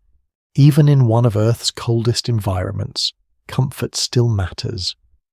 As evening settles over the valley, snow begins falling again, not heavily, just enough to soften the landscape. Tiny flakes drift through the still air before settling gently upon rocks, branches, and the roofs of the surrounding world. Inside the cave, nobody seems concerned. The fire burns steadily, food cooks slowly. Conversation rises and falls in quiet rhythms. Somewhere outside, mammoths continue their slow journey beneath the falling snow.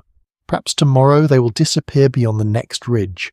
Perhaps they will remain nearby for another season. No one can know. That uncertainty has always been part of life here. You look around the shelter one final time before resting. These families are living through conditions that would challenge even well-equipped modern travellers. Yet they do not appear defeated. They appear prepared, patient, observant, resourceful, generation after generation. They have learned to read the frozen landscape with extraordinary skill, long before history recorded their names. These ancient Europeans were quietly developing the resilience that allowed human communities to flourish in some of the harshest environments on Earth. The fire crackles softly. Outside, snow continues its slow descent beneath a sky filled with silent stars. The night feels cold beyond the cave. Inside, however, warmth, knowledge, and companionship remain stronger than winter itself. Morning comes with a gentle warmth that feels almost surprising after the cold valleys of Europe. The air is soft, carrying the scent of damp leaves and flowering shrubs.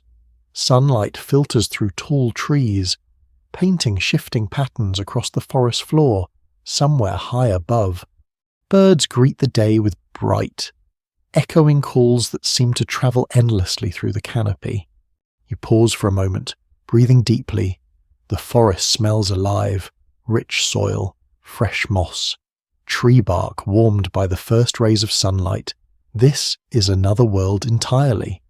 You have crossed into ancient Asia, a land so immense that no single description can ever capture it. Mountains rise beyond the horizon, rivers wind across enormous plains, forests stretch for hundreds of miles, and dry grasslands reach toward distant deserts during the Middle Pleistocene. These changing environments offered countless opportunities, but they also separated human communities from one another for generations. The people who live here know only a small part of this vast continent. That is more than enough. One valley can provide food for many seasons. One river can become the center of countless memories.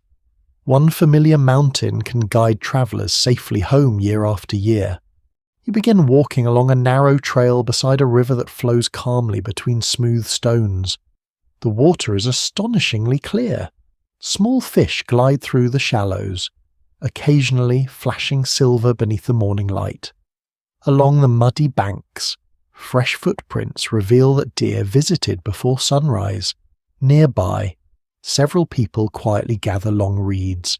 They are not collecting them at random. Some will become simple mats for sleeping. Others will help cover temporary shelters during future journeys. Even the plants beneath your feet have many purposes. You notice that these communities move with the same careful confidence you have seen elsewhere. Children remain close to adults. Elders observe the landscape with practiced eyes. Hunters carry wooden spears worn smooth by years of use. Stone tools rest inside leather pouches hanging comfortably at their sides. Although thousands of miles separate this place from Europe and Africa, many aspects of daily life remain familiar. Human ingenuity has become wonderfully adaptable. The group reaches a clearing where several fallen trees lie scattered across the ground after an old storm. Instead of walking around them, two adults stop to examine the exposed roots. Tiny edible plants have begun growing in the disturbed soil. Another person notices insects hiding beneath loose bark. Food appears in places that hurried travellers would never think to search. Observation remains one of humanity's oldest skills. You kneel beside a child who carefully studies a line of ants moving between two fallen branches. The insects carry pieces of leaves many times larger than themselves. The child watches with complete fascination. There is no rush. Curiosity deserves time. Perhaps it always has. Across much of prehistoric Asia, communities continued relying on flexible hunting and gathering strategies that matched local environments. Dense forests demanded different knowledge than open grasslands. Yet the underlying approach remained the same. Careful observation and cooperation offered the best chance of success. By midday, the forest begins to warm. Sunlight reaches farther through the trees. The scent of pine gives way to the sweet fragrance of flowering vines climbing ancient trunks. A gentle breeze stirs the leaves overhead, creating a quiet sound like distant waves. You stop beside a rocky outcrop where several people are shaping new stone tools. The raw material looks different from the stone you saw in earlier regions. Its colour is darker. Its surface feels smoother beneath your fingertips. Without hesitation, one experienced craftsperson begins striking it with measured precision. The familiar rhythm returns. Tap. Pause. Turn the stone. Tap again. Tiny flakes scatter across a flat piece of leather. The movements are calm enough to become almost hypnotic. One subtle discovery from several Asian archaeological sites comes not from large artifacts but from tiny fragments left behind during tool making. Thousands of discarded flakes preserved on ancient ground surfaces allow researchers to reconstruct where people sat, worked, and even how they organized space within temporary camps. Sometimes the smallest pieces preserve the clearest memories. As afternoon approaches, clouds gather above distant hills, the light softens. Birdsong becomes quieter. Several members of the group begin reinforcing a lightweight shelter made from branches covered with large leaves and animal skins. Unlike deep caves, this shelter is meant only for a short stay. The community will eventually move again. Nothing about it is permanent, yet every branch is placed carefully. Every knot is tied securely. Temporary does not mean careless. You help gather additional branches from the forest floor. The wood feels cool beneath your hands. Its rough bark brushes gently against your palms. Nearby, children collect broad leaves almost as large as their faces. Each leaf becomes another layer keeping future rain outside. You begin to appreciate how quickly experienced people can create comfort from the landscape around them. Late in the afternoon, the group walks toward a nearby stream. Fresh animal tracks cross the muddy bank. Several belong to deer, others appear much larger. Perhaps wild cattle, perhaps another large grazer. Nobody follows immediately instead. Everyone quietly studies the signs before deciding tomorrow will offer better conditions. Waiting remains wiser than guessing. The deeper you travel into prehistoric Asia, the more intriguing the human story becomes. Fossil discoveries from caves and remote mountain regions hint that several ancient human populations may have lived across this enormous continent at different times. Some left only a handful of bones. Others are known from astonishingly little evidence. One finger bone recovered from a cave thousands of years after these events would eventually introduce the world to an ancient population now called the Denisovans. Remarkably, such a profound discovery emerged from an object small enough to rest comfortably in the palm of your hand. Its significance would not become clear until modern genetic analysis revealed that it belonged to a previously unknown branch of humanity. Imagine changing the human family tree with something smaller than your little finger. Even now, that remarkable finding continues to remind scientists how much remains hidden beneath untouched ground. As evening settles across the forest, cool air returns beneath the trees. The shelter is finished. A small fire burns steadily near its entrance. The smell of roasting roots mingles with smoke drifting upward through the branches. Children sit close together, quietly weaving thin grasses into simple chords while listening to older family members. Some stories may describe familiar rivers. Others may recall distant valleys visited long ago. Perhaps they speak of changing seasons. Perhaps they simply enjoy the comfort of shared company after another successful day.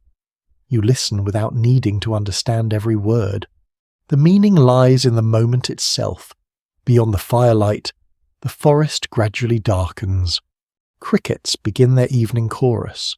Somewhere deeper among the trees, a deer calls softly. The sound fades almost as quickly as it arrived. You look upward.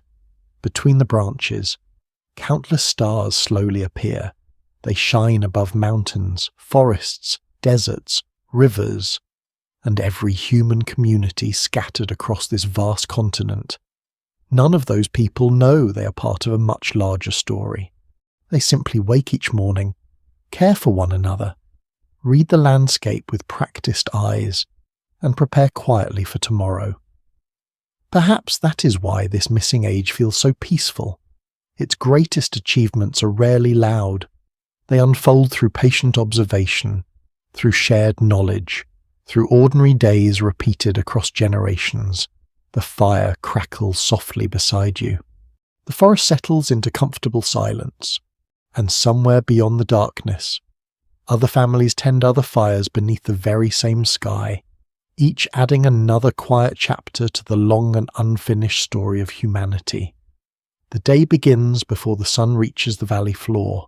A cool breath of air rises from the entrance of a limestone cave, carrying the unmistakable scent of damp stone and mineral-rich water. Tiny droplets gather on the ceiling before falling one by one into shallow pools that have formed over thousands of years. Each drop lands with a gentle sound that echoes through the darkness. Plink, a pause, then another. You stand quietly, allowing your eyes to adjust. Outside, birds have already begun welcoming the morning, but inside the cave the world follows a different rhythm. Here, time seems to move more slowly. The temperature hardly changes with the seasons. Summer heat struggles to enter. Winter cold loses much of its strength before reaching the deeper chambers. You have arrived in what is now northern Spain. Hundreds of thousands of years from your own time, this hillside will become one of the most important archaeological sites ever discovered. For now, however, it is simply another place where people occasionally pass through the landscape. The surrounding countryside is beautiful. Rolling hills stretch toward distant mountains. Small streams wind through patches of woodland before joining larger rivers farther below. Herds of deer graze in open clearings, while wild horses wander across grassy slopes. The climate changes with the passing ages, but this region often provides enough fresh water, shelter, and wildlife to attract both animals and people. You walk along a narrow path leading toward the cave entrance. Fresh hoofprints mark the damp soil. A fox slips quietly into a patch of shrubs before disappearing completely. The forest smells of oak leaves, moss, and cool earth. Nothing about the morning suggests that this ordinary hillside will one day reshape our understanding of ancient humanity. The cave system extends much farther than it first appears, near the entrance. Sunlight reaches rough stone walls where patches of green moss cling to cracks in the rock. Farther inside, darkness becomes complete. Only the glow from simple torches reveals twisting passages and towering chambers carved by water over immense stretches of time. The people visiting this cave today do not venture into every tunnel. Most remain close to areas where daylight still offers comfort. Stone floors provide dry places to rest. Fresh water drips steadily from the ceiling. The entrance offers a broad view of the surrounding valley. It is a practical shelter, nothing more, or so it seems. You follow several adults gathering dry branches from the nearby woodland. Fallen limbs are preferred over fresh wood because they burn more easily. The branches are bundled together with strips of leather before being carried back toward the cave. Inside, another group prepares the morning fire. Ash from yesterday is gently pushed aside. Glowing embers remain hidden beneath, a careful breath. A handful of dry grass, then thin sticks. Within moments, flames return. The warmth spreads slowly through the chamber. The familiar smell of smoke fills the air. It is comforting now, just as it has been in every shelter you have visited. Across prehistoric Europe, caves often served as temporary homes during seasonal movements.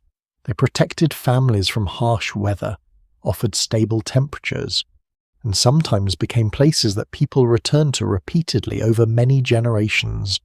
You settle beside the fire while several children gather smooth stones from the cave floor. One child notices tiny crystals sparkling inside the rock. The stone is held toward the firelight, turning slowly so everyone can admire its glittering surface. For a few quiet moments, curiosity becomes today's entertainment. No toys, no books, just the simple pleasure of discovering something beautiful. That sense of wonder feels remarkably familiar. Outside, the sun climbs steadily higher. Several hunters leave the shelter to follow fresh animal trails across the valley. Others remain behind repairing leather coverings and sharpening stone tools worn dull by previous journeys. The cave is calm, its silence encourages careful work. One adult kneels beside a large piece of flint. The first strike sends a sharp flake spinning onto the ground. Another follows, then another. Soon, a neat collection of cutting edges rest beside the toolmaker. Even the discarded fragments are gathered. Some will prove useful later. Nothing sharp is wasted. As you watch, your attention drifts deeper into the cave. The darkness seems endless. Passages twist out of sight before vanishing entirely. One narrow opening descends sharply into the earth. You cannot see where it ends, thousands of years from now. Explorers entering these tunnels will discover something extraordinary. Deep within the cave system lies a chamber known today as the Cima de los Huesos, which translates as the Pit of Bones. Reaching it is no simple task. Even with modern equipment, the descent requires careful climbing through narrow passages before arriving at a hidden chamber far below the surface. There, preserved beneath layers of ancient sediment, rests one of the richest collections of early human fossils ever found. More than 24 individuals are represented by thousands of bones recovered from this remarkable place. No other site from this period has revealed so many human remains gathered together. Yet the discovery answers only part of the story. It raises just as many questions. Why did so many bodies end up there? Did natural processes carry them into the chamber over countless years? Were they deliberately placed there by other people? Could repeated accidents explain the accumulation? The clues point in several directions, and every proposed explanation has strengths as well as unanswered questions. The chamber keeps its silence. It has done so for hundreds of thousands of years. One particularly remarkable object discovered among the human remains is a carefully shaped quartzite hand axe, unlike the other tools found nearby. Because of its unusual material and excellent craftsmanship, some researchers have wondered whether it held a special significance rather than serving as an ordinary everyday tool. No one can say with certainty, yet its presence invites quiet reflection. Sometimes a single object raises more thoughtful questions than an entire collection. Back near the cave entrance, daily life continues without any awareness of the extraordinary future awaiting this place. Children carry water from a nearby spring using simple containers made from animal skins. 2 adults prepare strips of meat above gentle smoke. Another carefully polishes a bone point with smooth, repetitive strokes. The work unfolds without hurry. The afternoon passes in peaceful routine. A cool breeze enters the cave, carrying with it the scent of pine forests warming beneath the afternoon sun. Outside, ravens circle high above the cliffs. Their calls echo faintly between the hills. You wander to the entrance once more. From here, the valley appears calm and welcoming. It is difficult to imagine that beneath your feet lies evidence that will challenge future scientists for generations. Sometimes, the greatest discoveries hide beneath the most ordinary landscapes. As evening approaches, the hunters return, their pace is relaxed. Today's journey has been successful. Fresh meat is carefully divided among the families. Stone tools are cleaned before being placed near the fire. Children gather close, eager to watch the evening meal being prepared. The shelter grows warmer as flames brighten against the darkening cave walls. Shadows dance across the stone ceiling. Conversation rises softly. Laughter appears now and then. Outside, the last light fades from the valley. The hills slowly disappear into deep blue twilight. Above them, the first stars emerge with quiet confidence. You sit beside the fire, thinking about the hidden chamber deep below. The people around you know nothing of the questions their bones will one day inspire. They simply live, they work, they teach, they care for one another. Perhaps that is the greatest reminder this cave offers. History is often built from ordinary lives. Only much later do those ordinary lives become extraordinary discoveries. The fire settles into glowing embers. The dripping water continues its ancient rhythm somewhere beyond the darkness, and the cave keeps its patient secrets for another peaceful night. The morning begins with sound before it begins with light. Somewhere beyond the shelter, a blackbird sings a short, bright melody that echoes across the valley. Another answers from deeper within the forest. Leaves rustle gently as a cool breeze moves through the branches, and the nearby stream continues its steady conversation with the stones resting beneath its clear water. You open your eyes before the sun reaches the cave entrance. The fire has nearly gone out. Only a few glowing coals remain beneath the ash. An elder leans forward without a word, places several thin twigs across the embers, and waits. Nothing happens at first. Then a tiny ribbon of smoke rises, a faint orange glow appears, a few careful breaths later. The flames return. Nobody applauds, nobody comments. Everyone simply accepts that another morning has begun. You have started noticing how often important things happen quietly. A fire is preserved, a tool is repaired, a child learns a new skill, a memory is passed to another generation. The moments themselves seem ordinary. Together, they shape the future. After a simple meal of roasted roots and preserved meat, the community begins preparing for the day. Some people head toward the river carrying woven baskets.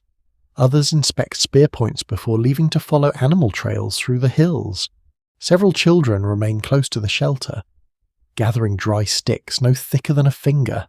Even the smallest task matters. The sticks they collect today may help awaken tomorrow's fire. You decide to remain near the cave. There is something you have become curious about. Not the tools, not the hunting. Something less visible. How do these people teach one another? The answer begins revealing itself almost immediately. A young boy struggles to fasten a leather strap around a bundle of firewood. The knot slips apart, before frustration has time to appear. An older woman kneels beside him. She does not take over, instead. She slowly repeats each movement. Loop, pull, tighten, wait. The child copies the motions. This time the knot holds. The lesson lasts less than a minute. Yet you have just witnessed something remarkably important. Knowledge has moved from one mind to another, without writing, without diagrams, without formal instruction, simply through patient demonstration. The ability to pass information between generations may be one of humanity's greatest advantages. Skills that once took years to discover no longer needed to be rediscovered by every individual. Instead, each generation could begin where the previous one had left off. That quiet process changed everything.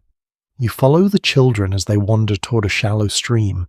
The youngest splash happily at the edge while older siblings point toward fresh footprints pressed into the muddy bank. One child immediately recognizes deer tracks. Another mistakes them for wild goats. Nobody laughs.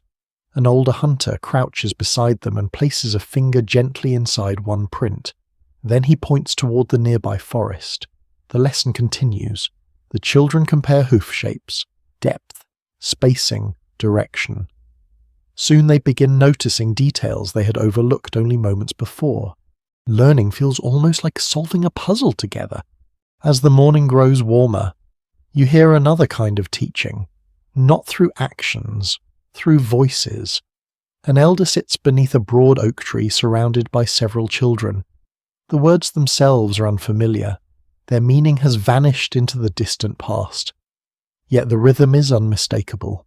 Sometimes the elder speaks, sometimes everyone laughs, Sometimes a child interrupts with an eager question. The story continues anyway. Nobody knows exactly when storytelling became a central part of human life. Spoken words leave no fossils, and conversations disappear the moment they end.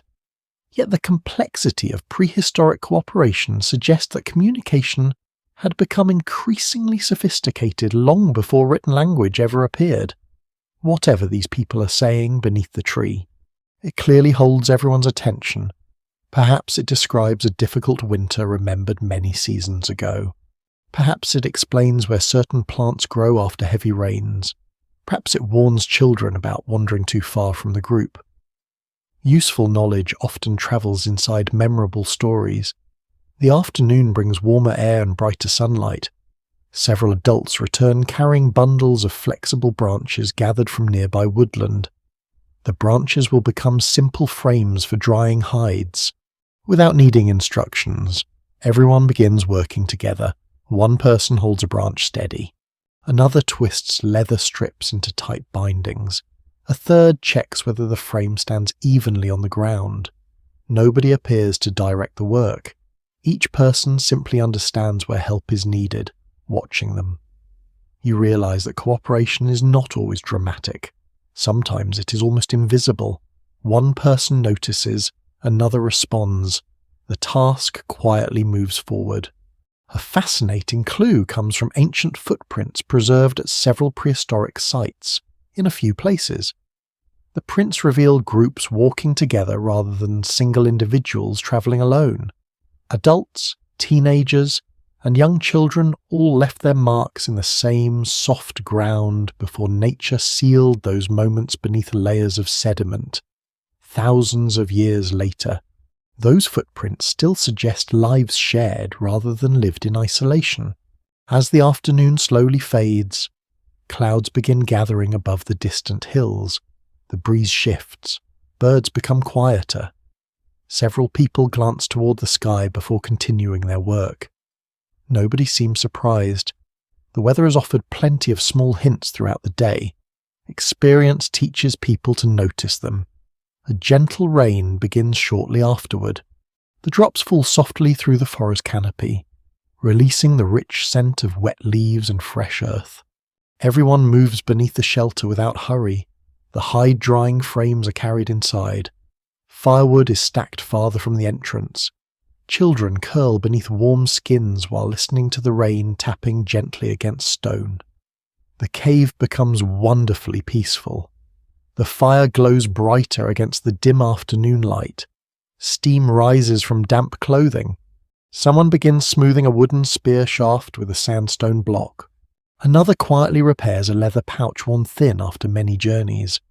The rhythm of work never truly stops. It simply changes with the weather. The scientific picture becomes more intriguing when researchers compare communities living across different regions during this period. Although environments varied greatly, many practical behaviours appear surprisingly familiar. Careful teaching, shared labour, and long childhoods may have provided important advantages that allowed knowledge to accumulate over countless generations. You look around the shelter. Nobody here realizes they are participating in one of humanity's greatest achievements. Not building tools, not mastering fire, teaching, every careful explanation, every patient correction, every encouraging smile. These are invisible inventions.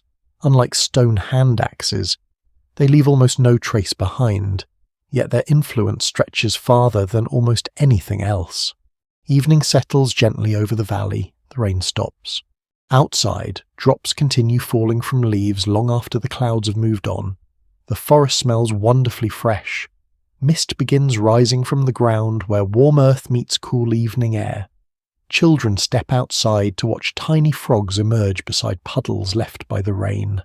Their excitement feels timeless. Some things never seem to change. The evening meal cooks slowly over glowing embers. Conversation drifts through the shelter. Someone laughs. Another quietly imitates the call of a bird heard earlier that morning, making several children giggle. Perhaps imitation itself has always been one of humanity's favourite ways to learn. Night arrives without ceremony. Stars gradually replace the fading daylight above the valley. The fire settles into a steady glow, warming everyone gathered nearby. You sit quietly among them, listening to voices whose words have disappeared forever, but whose purpose remains beautifully familiar. They are sharing experience, passing along memory, strengthening the invisible threads that hold every community together, long before books, schools, or written history. Humanity had already discovered one of its greatest treasures, not simply knowledge, but the gentle art of giving it away. The flames flicker softly, the forest grows still, and beneath the ancient stars, another evening becomes another lesson quietly carried into tomorrow. The first light of morning spreads slowly across the horizon, touching the tops of distant hills before reaching the valley below. The air feels unusually dry today. Even before you leave the shelter, you notice the difference. The familiar scent of damp earth has faded, replaced by the dusty fragrance of sun-warmed stone and dry grass waiting for another season of rain. You step outside. The stream beside the camp still flows, but only just. Water slips quietly between exposed rocks that were hidden beneath the current only a few weeks ago. Along the muddy banks, fresh footprints from deer, birds, and smaller animals overlap one another. Each visitor drawn to one of the few reliable water sources left in the landscape. The people notice immediately. No one seems surprised. Changes like this have happened before. They will happen again. Over immense stretches of time, the climate rarely settles into one predictable pattern. Rainfall shifts, temperatures rise and fall, grasslands expand across places that were once forests, while woodlands slowly reclaim open country when wetter years return. These gradual transformations reshape the routes followed by animals and the decisions made by every human community. The land is always teaching, the lesson simply changes. After a light meal, several adults gather near the edge of the camp. Nobody announces today's destination. The direction has already become obvious. Water lies farther south. The group will travel. The shelter behind you has served its purpose well, but it is not a permanent home. A few useful branches are collected for future repairs. Carefully worked stone tools are wrapped inside leather pouches. Animal skins are folded and tied into neat bundles. Within a short time, the camp almost disappears. Only the dark circle of yesterday's fire and a scattering of footprints remain. Nature will gradually erase those as well. You begin walking across a broad plain where the grass reaches almost to your knees. A warm breeze bends countless stalks into gentle waves that shimmer beneath the morning sunlight. The pace is steady. Nobody hurries. Children walk between adults, occasionally stopping to examine unusual flowers or interesting stones before catching up again. An elder points toward a line of distant trees. There will be shade there later. Even small comforts matter during long journeys. As the sun climbs higher, the landscape begins changing. The grass becomes shorter. Scattered shrubs appear more frequently. Trees grow farther apart. The shift happens so gradually that you barely notice it until you look back toward the greener valley you left behind. Different environments blend into one another rather than ending abruptly. That slow transition influences far more than scenery. Animals adjust their grazing routes. Birds change where they build nests. People alter the paths they follow throughout the year. The movements of hunter-gatherer communities were closely linked to seasonal opportunities. Instead of travelling randomly, people often returned to familiar places when certain plants ripened. Fish gathered in rivers, or migrating animals appeared on predictable routes. Memory acted as a living map. By midday, the heat becomes stronger. The group pauses beneath several broad trees growing beside a small spring. The water is cool enough to send tiny ripples across its surface whenever someone fills a skin container. Children splash their hands before laughing at the refreshing chill. Nearby, several adults inspect the surrounding vegetation. Fresh berries have begun ripening. Edible roots grow in the damp soil. The stop provides more than water, it provides food. You notice how naturally everyone begins working without needing instructions. Some gather fallen branches for tonight's fire. Others prepare a simple meal. Several people repair worn sandals using strips of leather softened earlier in the journey. Even resting becomes productive. Today, we often think of travel as moving quickly from one destination to another. Here, the journey itself offers opportunities to collect food, gather materials, observe weather, and teach younger members of the group. Distance is measured differently. One small discovery has helped researchers understand these ancient movements in surprising detail. Layers of volcanic ash found across different regions sometimes preserve footprints made by people and animals travelling through the same landscapes. These rare moments capture journeys that lasted only minutes but remained hidden beneath the ground for hundreds of thousands of years. A few careful steps became part of history. The afternoon brings darker clouds gathering along the western horizon. Not storm clouds, simply the first signs that weather may soon change. The breeze cools slightly. Several birds begin flying lower than before. An older hunter smiles quietly. Rain is probably returning. No calendar marks the seasons. The landscape provides all the reminders anyone needs as you continue walking. The terrain gradually rises from the top of a rocky ridge. The view stretches across an enormous landscape. Open grasslands lie behind you. Forests appear in the distance.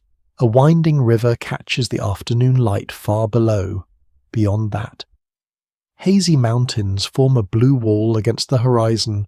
Standing here, it becomes easy to understand why ancient human populations sometimes remained separated for long periods. Mountains slow travel. Wide deserts discourage exploration. Dense forests hide unfamiliar dangers. Even large rivers become difficult to cross during certain seasons. Communities living on opposite sides of these natural barriers could spend countless generations following different paths without ever meeting. The story of human evolution grows more intricate when these changing landscapes are taken into account. Some regions encouraged movement and occasional contact. Others created long periods of isolation. Rather than following a single straight path, humanity developed within a patchwork of connected and disconnected populations spread across continents. Nature shaped those connections, sometimes gently, sometimes dramatically. As evening approaches, the group reaches another valley. A broad river winds through its centre, bordered by fresh green vegetation nourished by reliable water. Several herds of grazing animals feed peacefully along its banks. The travellers have arrived exactly where they hoped. Relief spreads quietly through the camp. There are no loud celebrations, only contented smiles. Water containers are filled. Children run toward the river under careful supervision. The hunters begin studying fresh tracks for tomorrow. Nearby, several adults gather smooth stones suitable for tool-making. Every arrival marks the beginning of new preparations. Nothing remains still for long. As the fire is lit beside the river, smoke rises into the cooling evening air. The scent of roasting meat soon mixes with fresh herbs collected during the day's walk. Tiny insects dance above the water while frogs begin calling from the reeds. The valley feels wonderfully alive. You settle beside the fire and watch the youngest children fall asleep one by one beneath soft animal skins. Their parents continue talking quietly. An elder traces lines in the sandy ground while explaining tomorrow's route to several younger adults. The drawing will disappear with the next breeze. The knowledge will not. The stars emerge slowly overhead. They shine above rivers, forests, mountains, deserts, and every path your journey has crossed. Those paths have never been fixed. They shift with the climate. They bend around obstacles. They reconnect after generations apart in much the same way. The story of humanity has never followed one single road. it has always been a network of journeys, some crossing, some separating, some forgotten beneath changing landscapes. The fire burns steadily beside the river. Its warm glow reflects gently upon the moving water. You listen to the quiet sounds of the valley and realize that every journey, no matter how ordinary it seemed at the time, helped shape the remarkable human story that continues long after these ancient footsteps have faded from the earth. The morning begins beneath a sky washed clean by rain during the night. Tiny drops still cling to the tips of long grasses, catching the first light like scattered pieces of glass. The river beside the camp flows a little faster than yesterday, its gentle current carrying fallen leaves around smooth stones polished by countless seasons.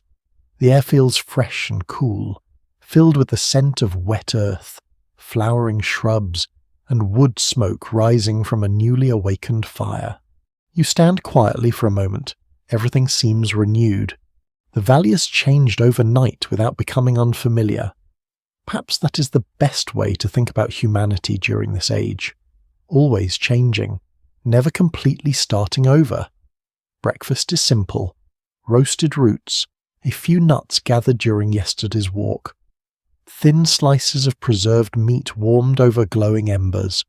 No one eats quickly. The morning offers no reason to hurry. Beyond the shelter, several children watch mist lifting from the river while an older hunter examines the muddy shoreline. Fresh tracks have appeared since the rain stopped. Deer, wild cattle, a fox, and something else. Human footprints. The discovery brings no alarm. Instead, everyone becomes quietly attentive. The prints are not from members of your own group. They approach the river from downstream before turning toward higher ground. The impressions are clear enough to suggest they were made only a short time ago, perhaps yesterday evening, perhaps even before dawn.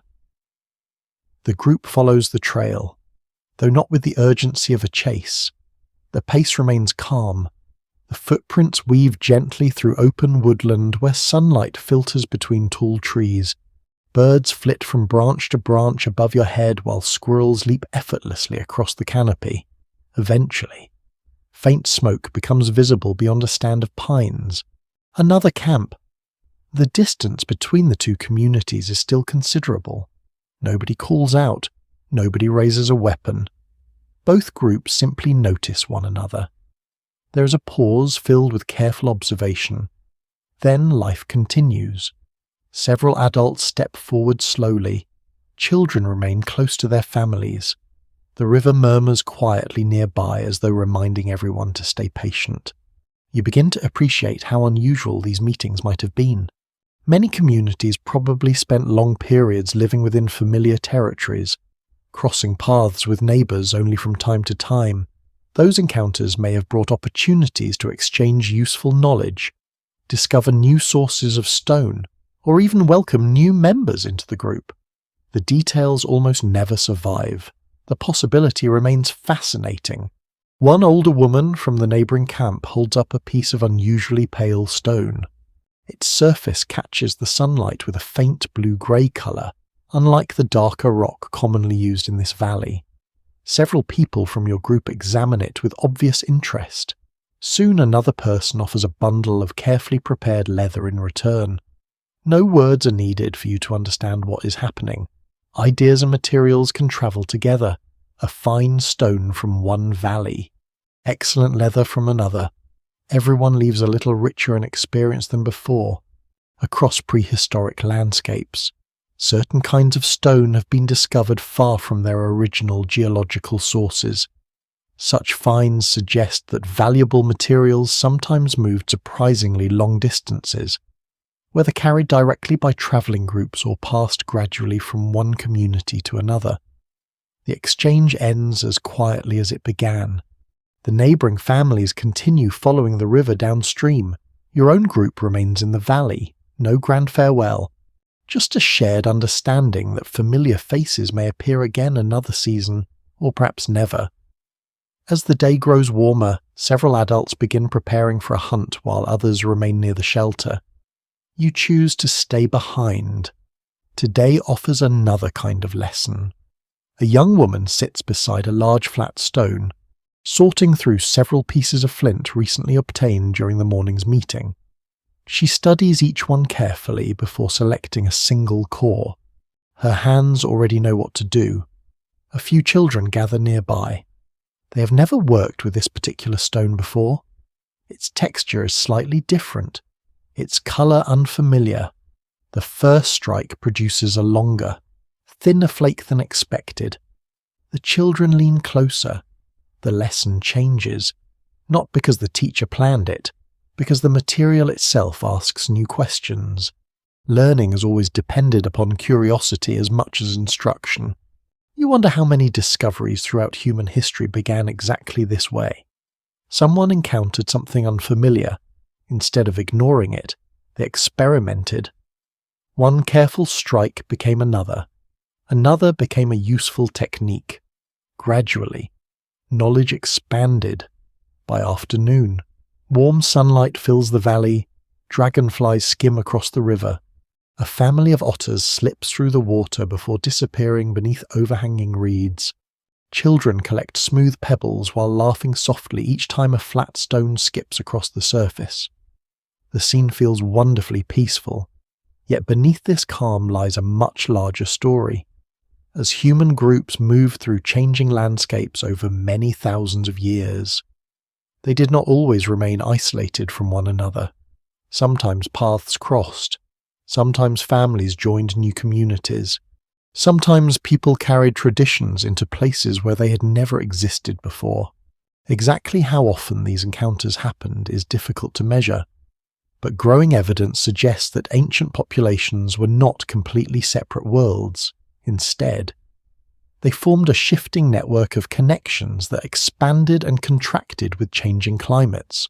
One remarkable breakthrough came not from a fossil itself, but from ancient DNA preserved inside bones and teeth. These delicate genetic traces reveal that different human groups sometimes had children together, leaving small pieces of their ancestry within later generations. That discovery transformed how many scientists viewed the ancient human family. Instead of neatly separated branches, the picture began to resemble a braided river. Streams divide, they travel apart. Then, under the right conditions, they join again. The comparison feels fitting as you watch the river flowing beside the camp. Small channels separate around clusters of rocks before merging once more farther downstream. Nature has been illustrating this idea all along. Late in the afternoon, clouds drift lazily across the sky, bringing welcome shade. The hunters return carrying several hares and a young deer. The catch is modest compared with larger hunts you have witnessed before. No one seems disappointed. Small successes gathered steadily often matter more than rare triumphs. The evening meal begins with familiar routines. Fresh meat is prepared. Roots gathered earlier are added to the fire. Several children carefully arrange newly traded stones beside older tools, comparing colours and shapes with endless fascination. One little boy proudly announces something to his family while holding up a particularly smooth piece of flint. Everyone smiles. The stone may never become a tool. Perhaps it is simply beautiful. That seems reason enough to keep it. As twilight settles over the valley, the neighbouring camp's fire becomes visible far downstream. Only a tiny orange glow, barely more than a star resting upon the earth. Knowing another community shares the landscape somehow makes the night feel less lonely. You sit close to the warmth of your own fire. Smoke rises straight into the calm evening air. The river reflects the first stars as darkness slowly deepens. You think about all the unseen meetings that must have taken place across thousands of generations. People exchanging materials, sharing experience, welcoming strangers who slowly became friends. Children growing up with stories carried from distant valleys. Those moments left few obvious traces, yet together they quietly connected human lives across enormous landscapes. The fire crackles gently beside you. The stars brighten overhead. The river continues its endless journey, joining one stream to another until every drop eventually becomes part of something much larger. Perhaps humanity found its strength in much the same way, not through one single path, but through countless lives that met, separated, and met again beneath the same ancient sky. Morning arrives almost unnoticed. The eastern horizon slowly brightens until the outlines of distant hills begin separating from the darkness. A faint mist hangs above the river, drifting so gently that it seems uncertain whether to rise into the air or settle back upon the water. The fire beside the shelter glows quietly beneath a covering of pale ash. Someone brushes the surface aside with the end of a stick, revealing hidden embers that have waited patiently through the night. Within minutes, thin flames return. The warmth spreads across familiar faces. You smile. There is something reassuring about realizing that people have greeted countless mornings in exactly this way. No clocks, no alarms, only the changing light and the steady rhythm of another day. The community begins preparing for a journey unlike the shorter walks you have experienced before. Leather bundles are tied carefully. Water containers are filled one last time. Stone tools are inspected, not because anyone expects trouble, but because a loose binding is easier to repair now than halfway through tomorrow's walk. The valley has been generous. Now it is time to move again. As you leave, you glance back at the shelter. Nothing announces that people lived here. A few dark stones surrounding yesterday's fire. Several flattened patches where bedding once rested. A broken flake of stone almost hidden beneath the grass. Soon even those traces will begin disappearing beneath wind, rain, and growing plants. The landscape keeps very few souvenirs. Hours pass as you follow a winding river toward higher ground. The terrain changes gradually. Dense woodland opens into scattered groves of trees. Beyond them lies open country where broad plains stretch toward distant mountains softened by blue haze. Birds drift overhead on warm currents of air. A herd of gazelle crosses the valley below, moving so smoothly that the entire group seems to breathe with one rhythm. Children stop to watch until the last animal disappears beyond a low ridge. Nobody urges them onward. Moments like these matter. Watching animals is not simply enjoyable, it teaches movement, timing, patience. The smallest child beside you begins copying the graceful steps of the gazelle, earning quiet laughter from everyone nearby. Even play becomes practice. By midday, the group reaches a shallow lake surrounded by reeds. Dragonflies skim across its still surface. Tiny frogs leap from one patch of mud to another as people kneel to refill water skins. You notice unfamiliar faces on the opposite shore. Another community has arrived. They remain some distance away. Neither group appears surprised. After a few moments, several adults from each side slowly approach the water. The children remain where they are, watching with open curiosity. The meeting is calm. One hunter points toward the northern hills, making the shape of curved horns with his hands. Wild cattle. Another gestures toward the western sky before moving his hand downward in slow waves. Rain. Simple movements carry useful information. No one seems interested in owning knowledge. It is shared because tomorrow the roles may easily be reversed. You wonder how many quiet encounters like this helped shape the future. Not dramatic gatherings remembered in songs, just ordinary conversations beside rivers. The afternoon grows pleasantly warm. Several families remain together while preparing food near the lake shore. One child becomes fascinated by a beautifully patterned shell resting among the reeds. It is picked up, admired from every angle, then carefully tucked into a small leather pouch. Nobody treats the discovery as especially important, yet thousands of years later, similar objects found far from where they naturally occurred would hint that people sometimes carried meaningful items over surprisingly long distances. Perhaps beauty has always been worth carrying. You continue walking with the combined groups as they follow the shoreline. Some adults compare spear shafts, quietly testing their balance. Others examine unfamiliar stone brought from distant places. A few simply sit together beneath the shade of broad trees, while younger children invent games using sticks and smooth pebbles. The afternoon passes without urgency. Watching everyone together, you begin noticing something subtle. Although the faces are not identical, the differences seem less important than they once did. A broader nose here, a slightly taller figure there, different ways of tying leather around the shoulders, yet laughter sounds familiar. Parents comfort children in familiar ways. Experienced hands still shape stone with the same patient rhythm. The threads connecting these people appear stronger than the details separating them, long after this peaceful afternoon has faded into the distant past. Ancient bones recovered from different parts of Africa will reveal something remarkable. They do not point toward one isolated birthplace for our species. Instead, they suggest that many populations living across separate regions remained connected often enough to share ideas, genes, and traditions over immense spans of time. The picture resembles many small streams feeding the same river. You sit beside the lake while gentle ripples spread across its surface. A flock of waterbirds lands nearby, filling the quiet air with soft splashes before settling among the reeds. It feels like a fitting image. Separate wings, one flock, separate paths, one destination.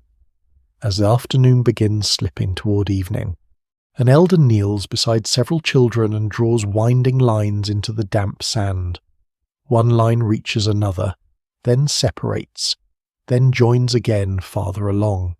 The children eagerly add their own lines until the ground becomes covered with an intricate network. The drawing lasts only until the next breeze. Still, you cannot help smiling. Nature has been offering metaphors all day. Rivers divide, clouds gather, birds scatter before returning together. Human history seems to follow much the same pattern. The first stars begin appearing before the sky is completely darkened. Both communities decide to remain near the lake for the night. Two fires burn a comfortable distance apart. Smoke rises almost straight upward in the calm evening air. The smell of roasted meat mingles with fresh reeds drying beside the flames.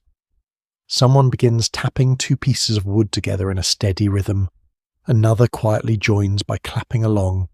Children sway gently before dissolving into laughter. No performance, no audience. Only shared enjoyment after a long day. You sit back against a smooth boulder, letting the warmth of the fire reach your hands while cool evening air brushes across your face.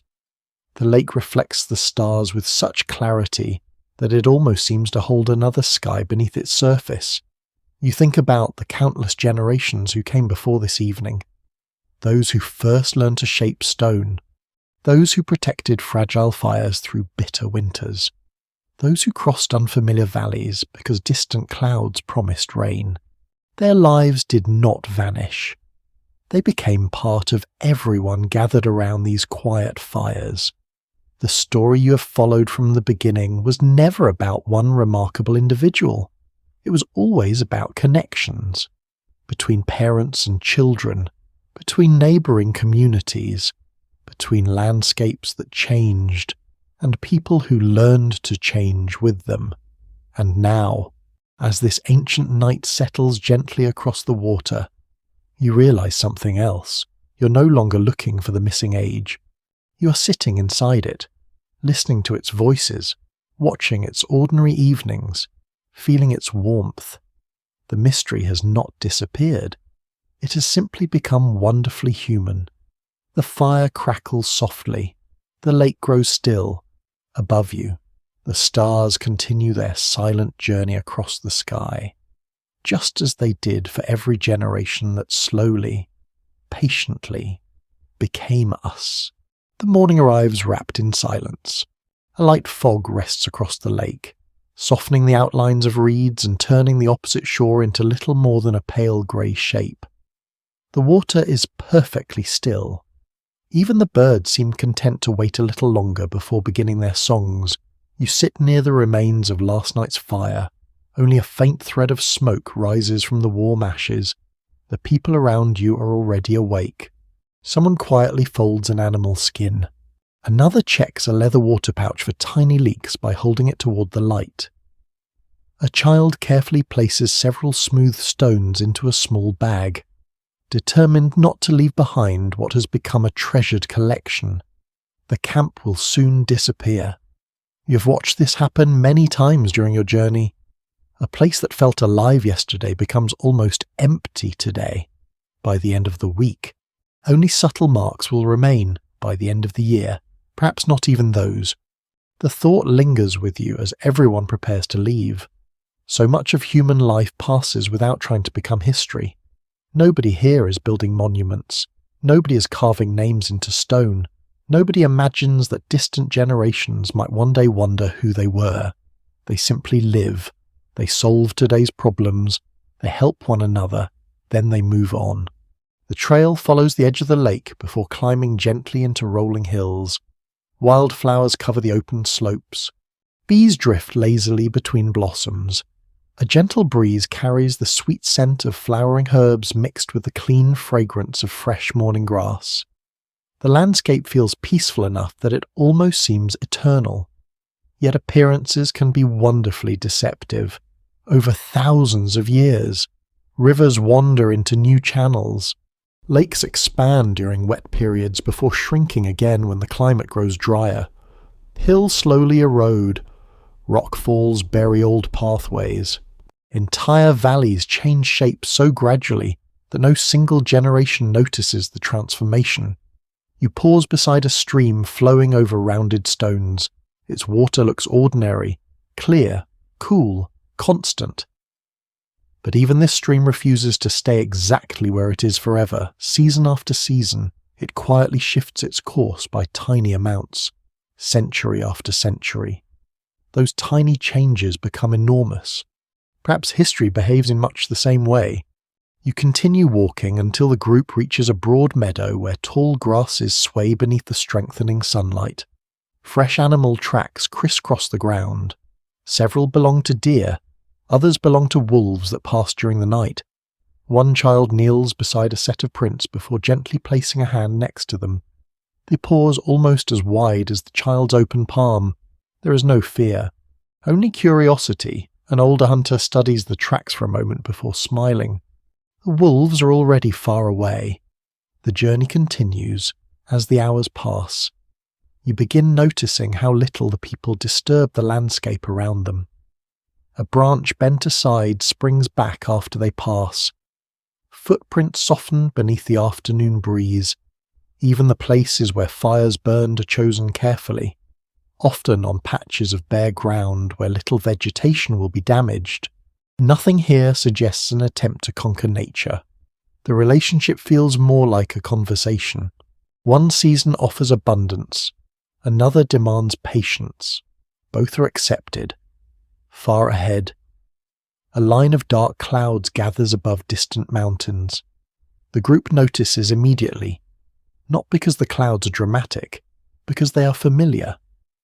Rain falling over those mountains today may fill rivers many days from now. Small observations help people prepare for events that have not yet arrived. You stop beside a rocky hillside where several unusual stones have tumbled from an ancient cliff. One catches your attention. Its surface carries faint impressions, unlike anything nearby. You brush away loose soil with your fingers. Tiny fossil shells appear inside the rock. They are almost too small to notice. Long before these people walked this valley, this place rested beneath an ancient sea. The earth remembers many stories at once. Some are written in stone. Some disappear almost as soon as they happen. A surprising amount of what we know today depends upon accidents of preservation. A campsite flooded by fine mud may survive, while another, equally important, slowly vanishes beneath wind and rain. A single cave can protect traces of many generations, while thousands of open-air camps leave almost nothing behind. chance quietly shapes the historical record. The afternoon brings welcome shade as the group enters a forest of towering pines. The air cools immediately. Needles soften every footstep. Sunlight filters through high branches in long golden beams filled with drifting dust. Someone notices mushrooms growing beside a fallen tree. Another gathers dry resin from damaged bark, carefully storing it inside a folded leaf. Nothing is collected without purpose. Even small discoveries become useful later. You think about the countless camps that must once have existed across forests like this. Children laughing, meals cooking, stories shared beside evening fires. Most have vanished completely. No trace, no memory. Not because they lacked importance, simply because nature continued doing what nature has always done. Trees grew, floods came, animals dug new burrows, roots slowly broke apart old hearths. Time kept moving. By late afternoon, the forest opens onto a ridge overlooking a broad valley. The view is breathtaking. Rivers shine like silver ribbons in the distance. Small forests appear as dark islands surrounded by grasslands glowing in the low sun, far away. Tiny shapes move across the plain. Perhaps bison, perhaps wild horses. At this distance, it hardly matters. The valley feels endless. You imagine how many generations crossed landscapes like this. Some left descendants, others disappeared without anyone knowing their names. Even now, every newly discovered fossil has the potential to reshape the story. A single tooth recovered from forgotten sediment can connect populations once thought unrelated. A fragment of jaw found in an overlooked cave may challenge ideas that seemed certain only a few years earlier. The picture keeps changing, not because the past changes, because our understanding continues to grow. Evening settles slowly across the hills. The travellers choose another familiar campsite beside a small spring sheltered by large boulders. The routine unfolds with comforting familiarity. Firewood is gathered, water is collected, stone tools are placed within easy reach. Children chase one another until the smell of cooking food gently draws them back. You help arrange smooth rocks around the evening fire. One slips from your hand and lands beside several older stones already blackened by ancient flames. For a moment, you wonder, how many people have rested here before 10 generations, 50, 100, no one can answer. Perhaps no answer remains. The fire burns steadily as darkness spreads across the valley. Above, the stars appear one by one, bright enough to reflect faintly in the nearby spring. The sounds of the forest soften. Crickets begin their evening chorus, somewhere in the distance. An owl calls only once before falling silent again. You look around at the peaceful camp. It seems so ordinary. Yet you now understand that ordinary moments are the hardest for history to preserve. Kings leave monuments, empires leave ruins. But families like these often leave only scattered flakes of stone, a patch of charcoal, or a handful of footprints that survive by extraordinary luck. Even so, those quiet fragments are enough. Enough to remind you that the missing age was never truly missing. It has always been here, waiting patiently beneath layers of earth for someone willing to listen. The fire glows warmly beside you. The night settles gently over the valley and somewhere beneath the soil. Countless untold stories continue sleeping until the day they are found. The final morning of your journey begins almost too quietly to notice. A faint breeze moves across the valley, bending tall grasses that have greeted countless sunrises before this one. The fire beside the shelter has become a circle of warm ash, its last glowing embers slowly fading beneath a blanket of grey. Someone gently stirs them, not because another meal must be prepared immediately, but because keeping a little warmth alive has become second nature. You have watched that simple act many times. It never grows ordinary.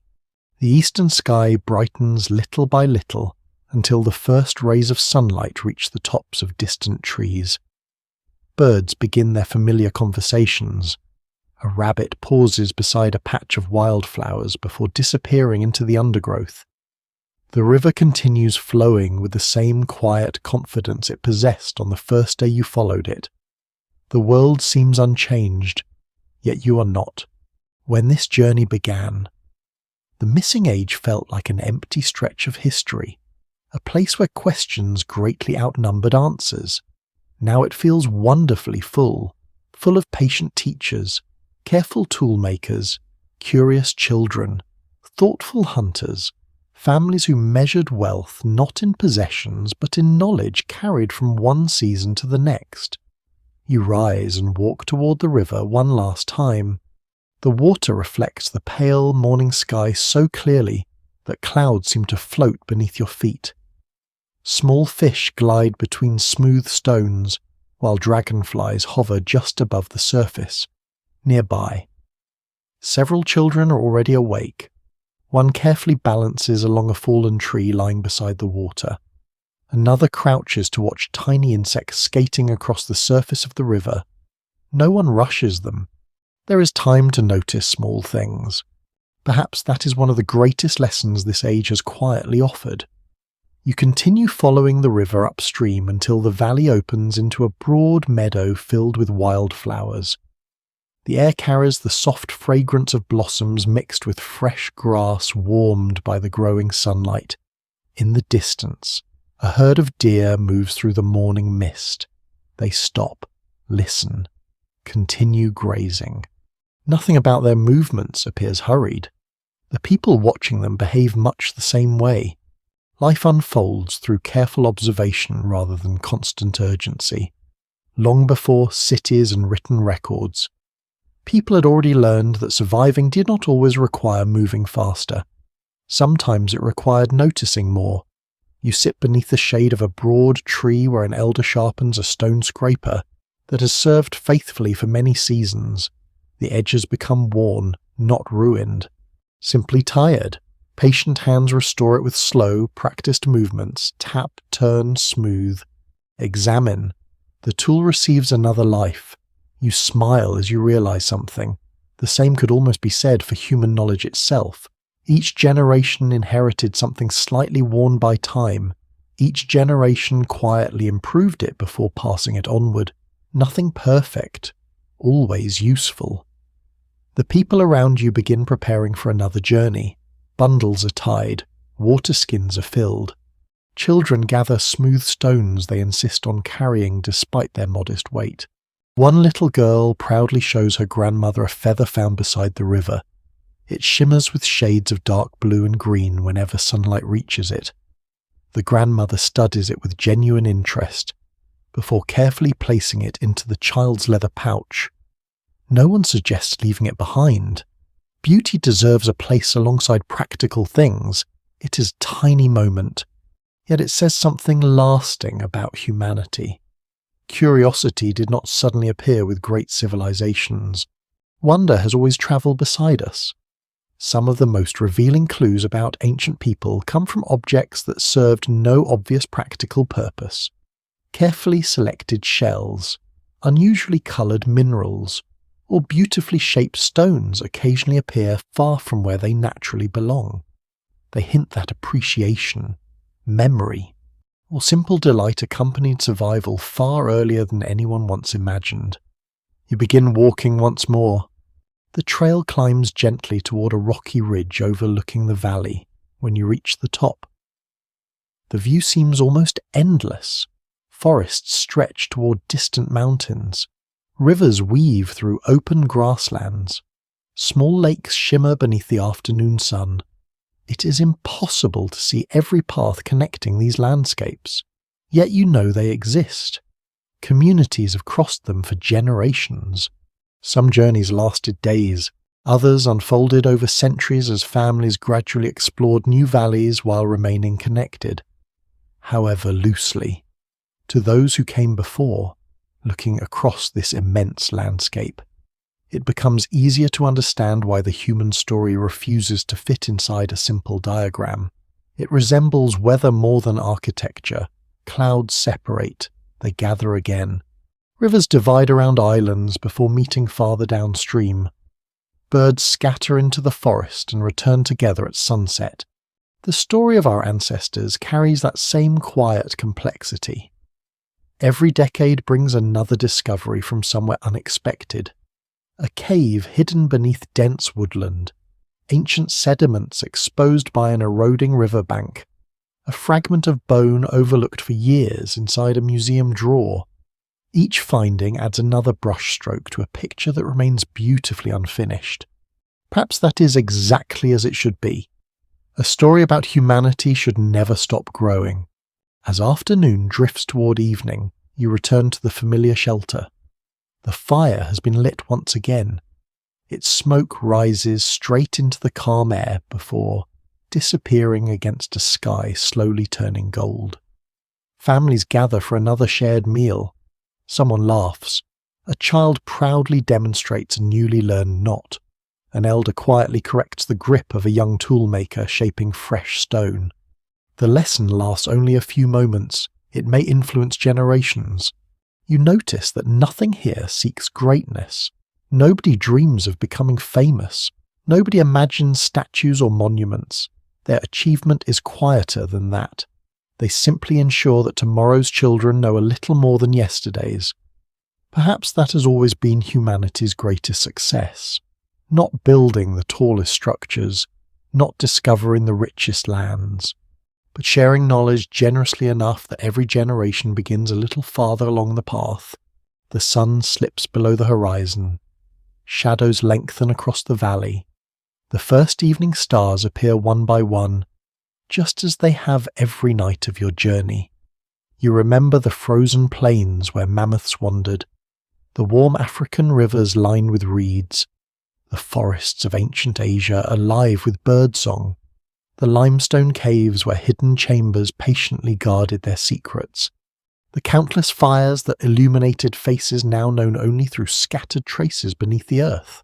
None of those places truly vanished. They continue quietly inside every human story, inside every shared meal, every lesson patiently taught, every child encouraged to ask one more question.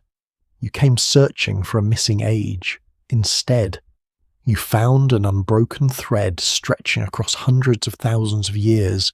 It was never missing. It was simply waiting to be seen with slower eyes. The fire burns softly, the valley grows still.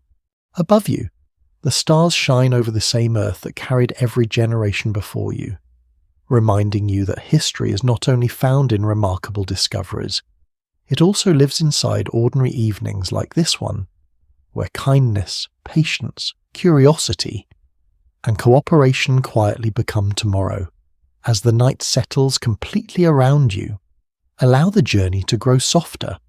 The fires become a bed of glowing embers, releasing gentle waves of warmth into the cool air.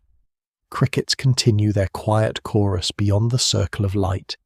Somewhere in the distance, a river keeps flowing, just as it did long before the first stories were spoken and long before anyone wondered where humanity began. You no longer need to keep walking. You have crossed frozen plains and green valleys. You have rested beneath limestone cliffs, followed winding rivers, and watched generations pass their knowledge from one pair of hands to the next. Those ancient footsteps now fade gently into the darkness, leaving behind only a peaceful sense of connection. Above, the stars remain bright and unhurried. They watched mammoths wander across snowy grasslands. They shone over small fires tended with patient care. They reflected in quiet lakes where children laughed and elders shared wisdom. Tonight they shine above you as well, linking every age with the same calm sky. The wind moves softly through the trees. The last sparks drift upward before disappearing into the night. The valley grows quieter still. There is nothing left to solve before morning. The unanswered questions can rest peacefully beneath the earth for another night, just as they have rested for hundreds of thousands of years. New discoveries will come when they are ready. Until then, the ancient world asks for nothing more than your quiet company. So let your breathing slow. Let the warmth of the fire linger. Let the rivers, forests, mountains, and open grasslands settle gently into memory. Carry with you the comforting thought that, across deep time, countless ordinary people helped one another through ordinary days, and in doing so shaped the remarkable story of humanity. The stars continue their silent journey overhead. The embers glow a little softer. The night grows wonderfully still. Sweet dreams